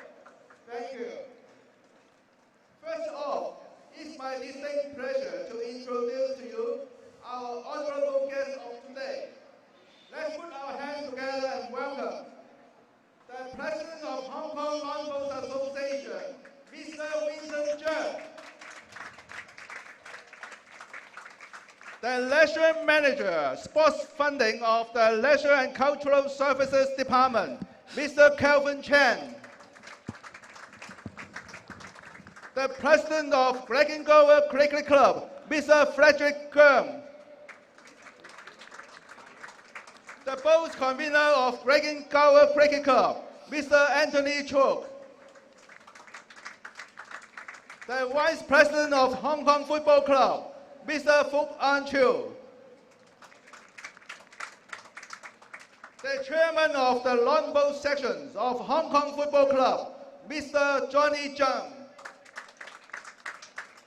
Our sponsor, Mr. Ye Sui Ying, the President of Zhongbang Multi-Bowls Club. Our sponsor, Mr. Bolly Yim, the representatives of Concordia Group. So there you have it, ladies and gentlemen, our most distinguished honorable guests.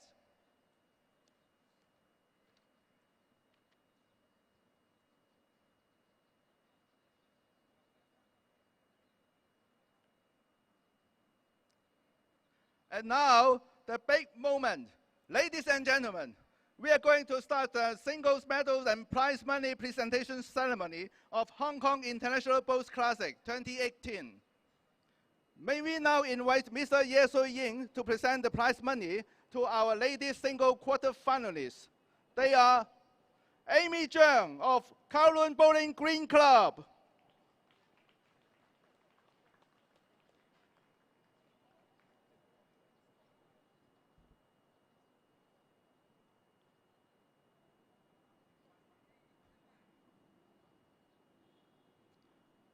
Song Su-zhen of China,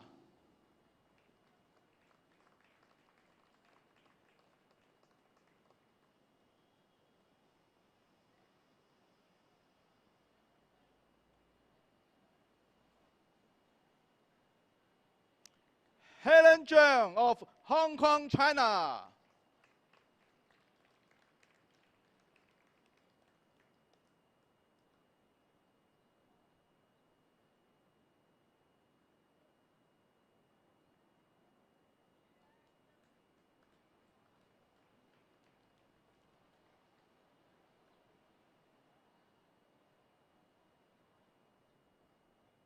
Shandy Yu of Fire Service Longbow Club,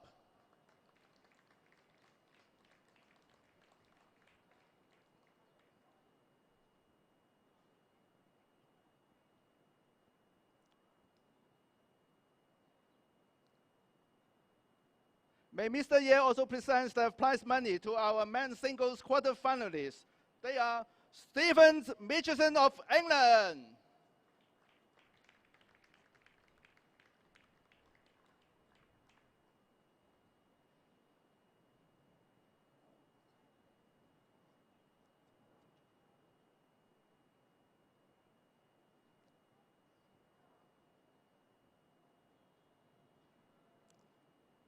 PG Tana Tanjudin of Brunei,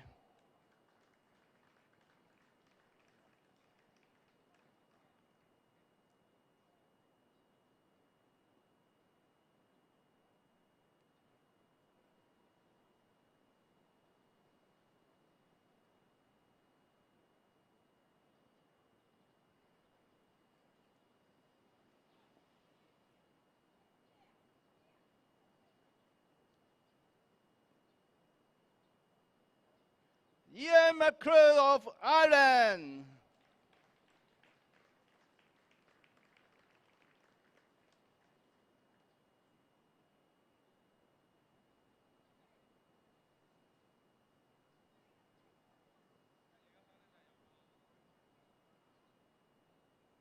and Taylor Monk of England.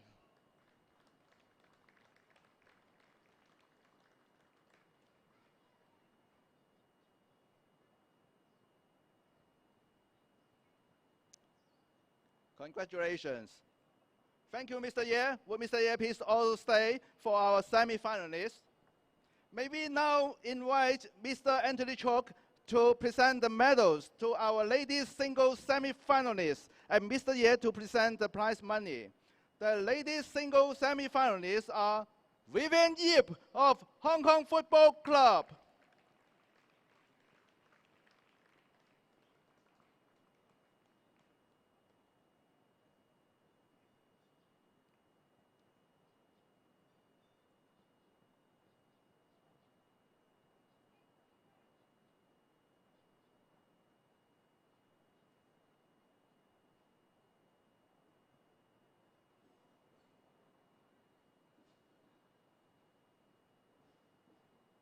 Angel Shaw of Greggingower Cricket Club,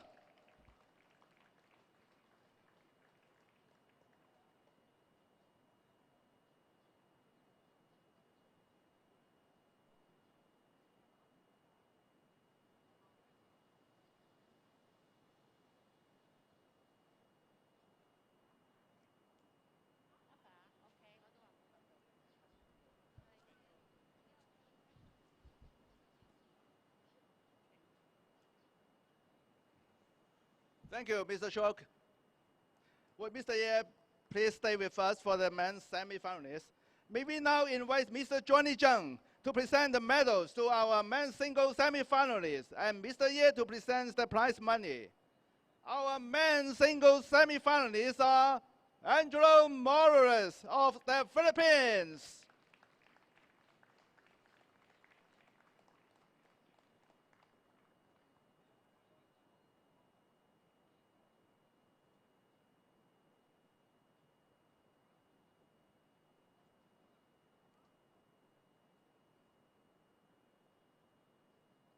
And Lui Chin Hong of Greggingower Cricket Club.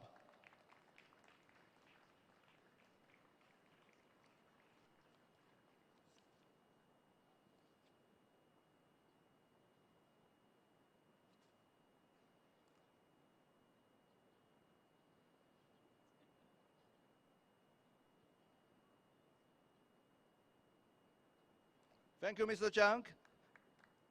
Mr. Ye, please stay. Now, may we invite Mr. Fuk On Chiu to present the medals to our ladies singles first runner-up and Mr. Ye to present the prize money. Our ladies singles first runner-up is Emma Fionna Serosa of Malaysia.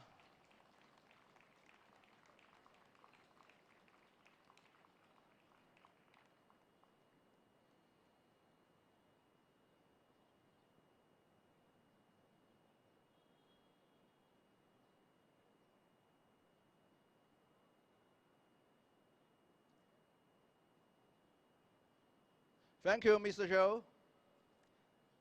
May we now invite Mr. Bolly Yim to present the medals to our men's single first runner-up and Mr. Ye to present the prize money. Our men's singles first runner-up is Erin Tennant of Iran.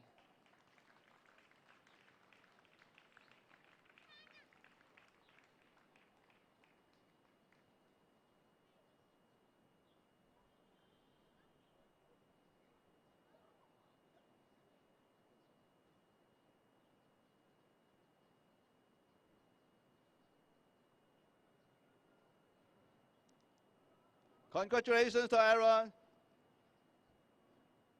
Thank you, Mr. Yim.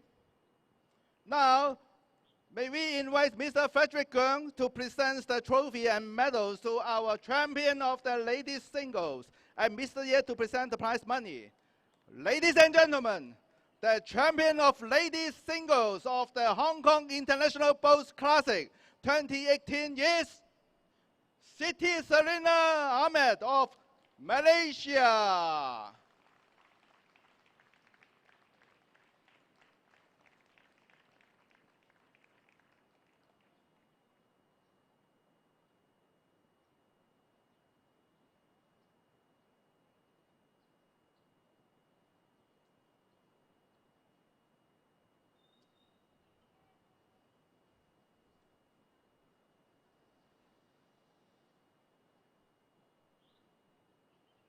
Congratulations to City. Thank you, Mr. Geng. Now, may we invite Mr. Kelvin Chen to present the trophy and medals to our champion of the men's singles and Mr. Ye to present the prize money. Ladies and gentlemen, the champion of the men's singles of the Hong Kong International Bowls Classic 2018 is Benjamin Trace of Australia.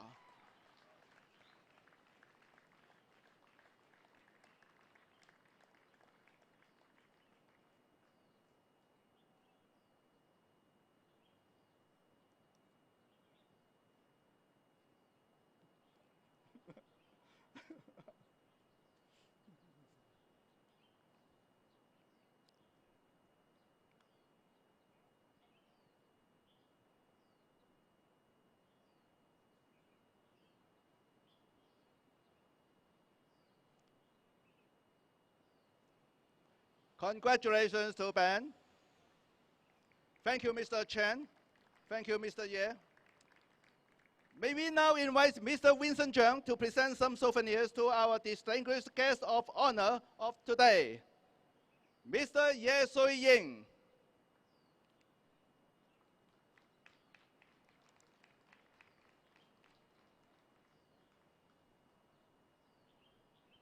Mr. Boli Yim.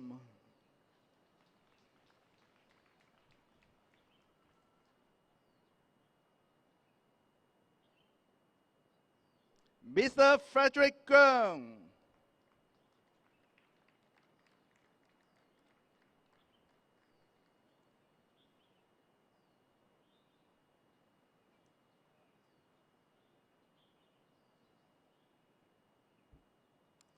Mr. Anthony Chok.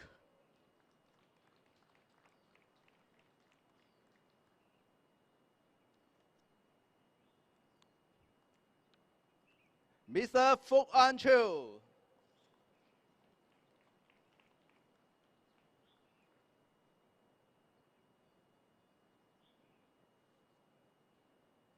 Thank you, Mr. Zhang. Ladies and gentlemen, may we now invite the champion of the ladies singles to say a few words to us. Ladies and gentlemen, Siti Lina Ahmed, the champion!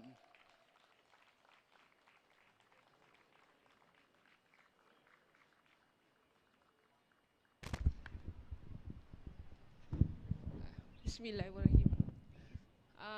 First thing, I want to say congratulations to my teammate Emma.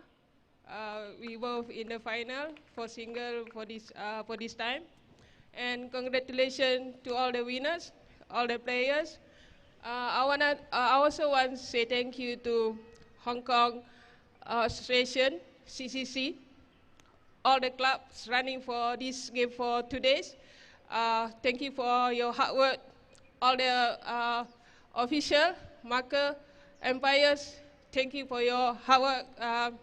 And also to the greenkeeper for your super job. Thank you, everyone. Congratulations, Siti. Sorry, I forgot. To the sponsors, thank you very much. May we now invite the champion of the men's singles to say a few words to us. Ladies and gentlemen, Benjamin Twist, the champion!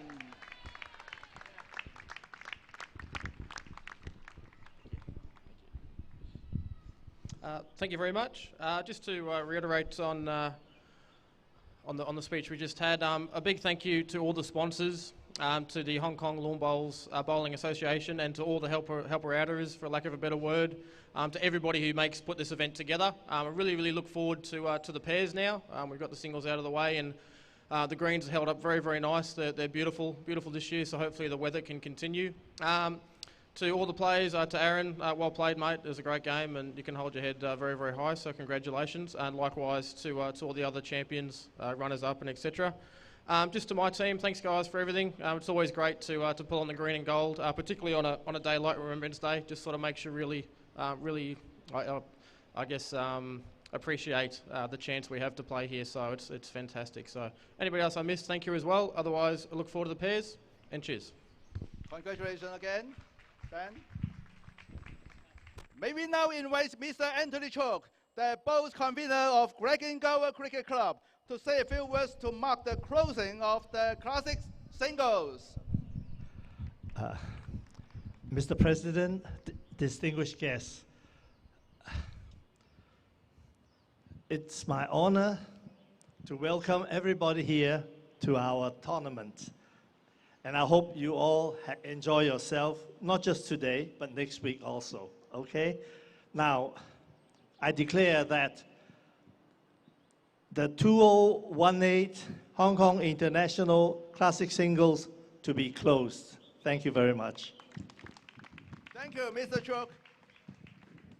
Ladies and gentlemen, once again, thank you for supporting the tournament. We do hope that all of you had a great time. This is directly signing off. See you all in the Classic Pairs tournament starting tomorrow. Bye-bye.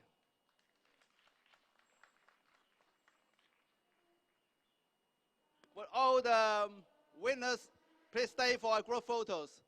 Please come over. Please come forward to the presentation area.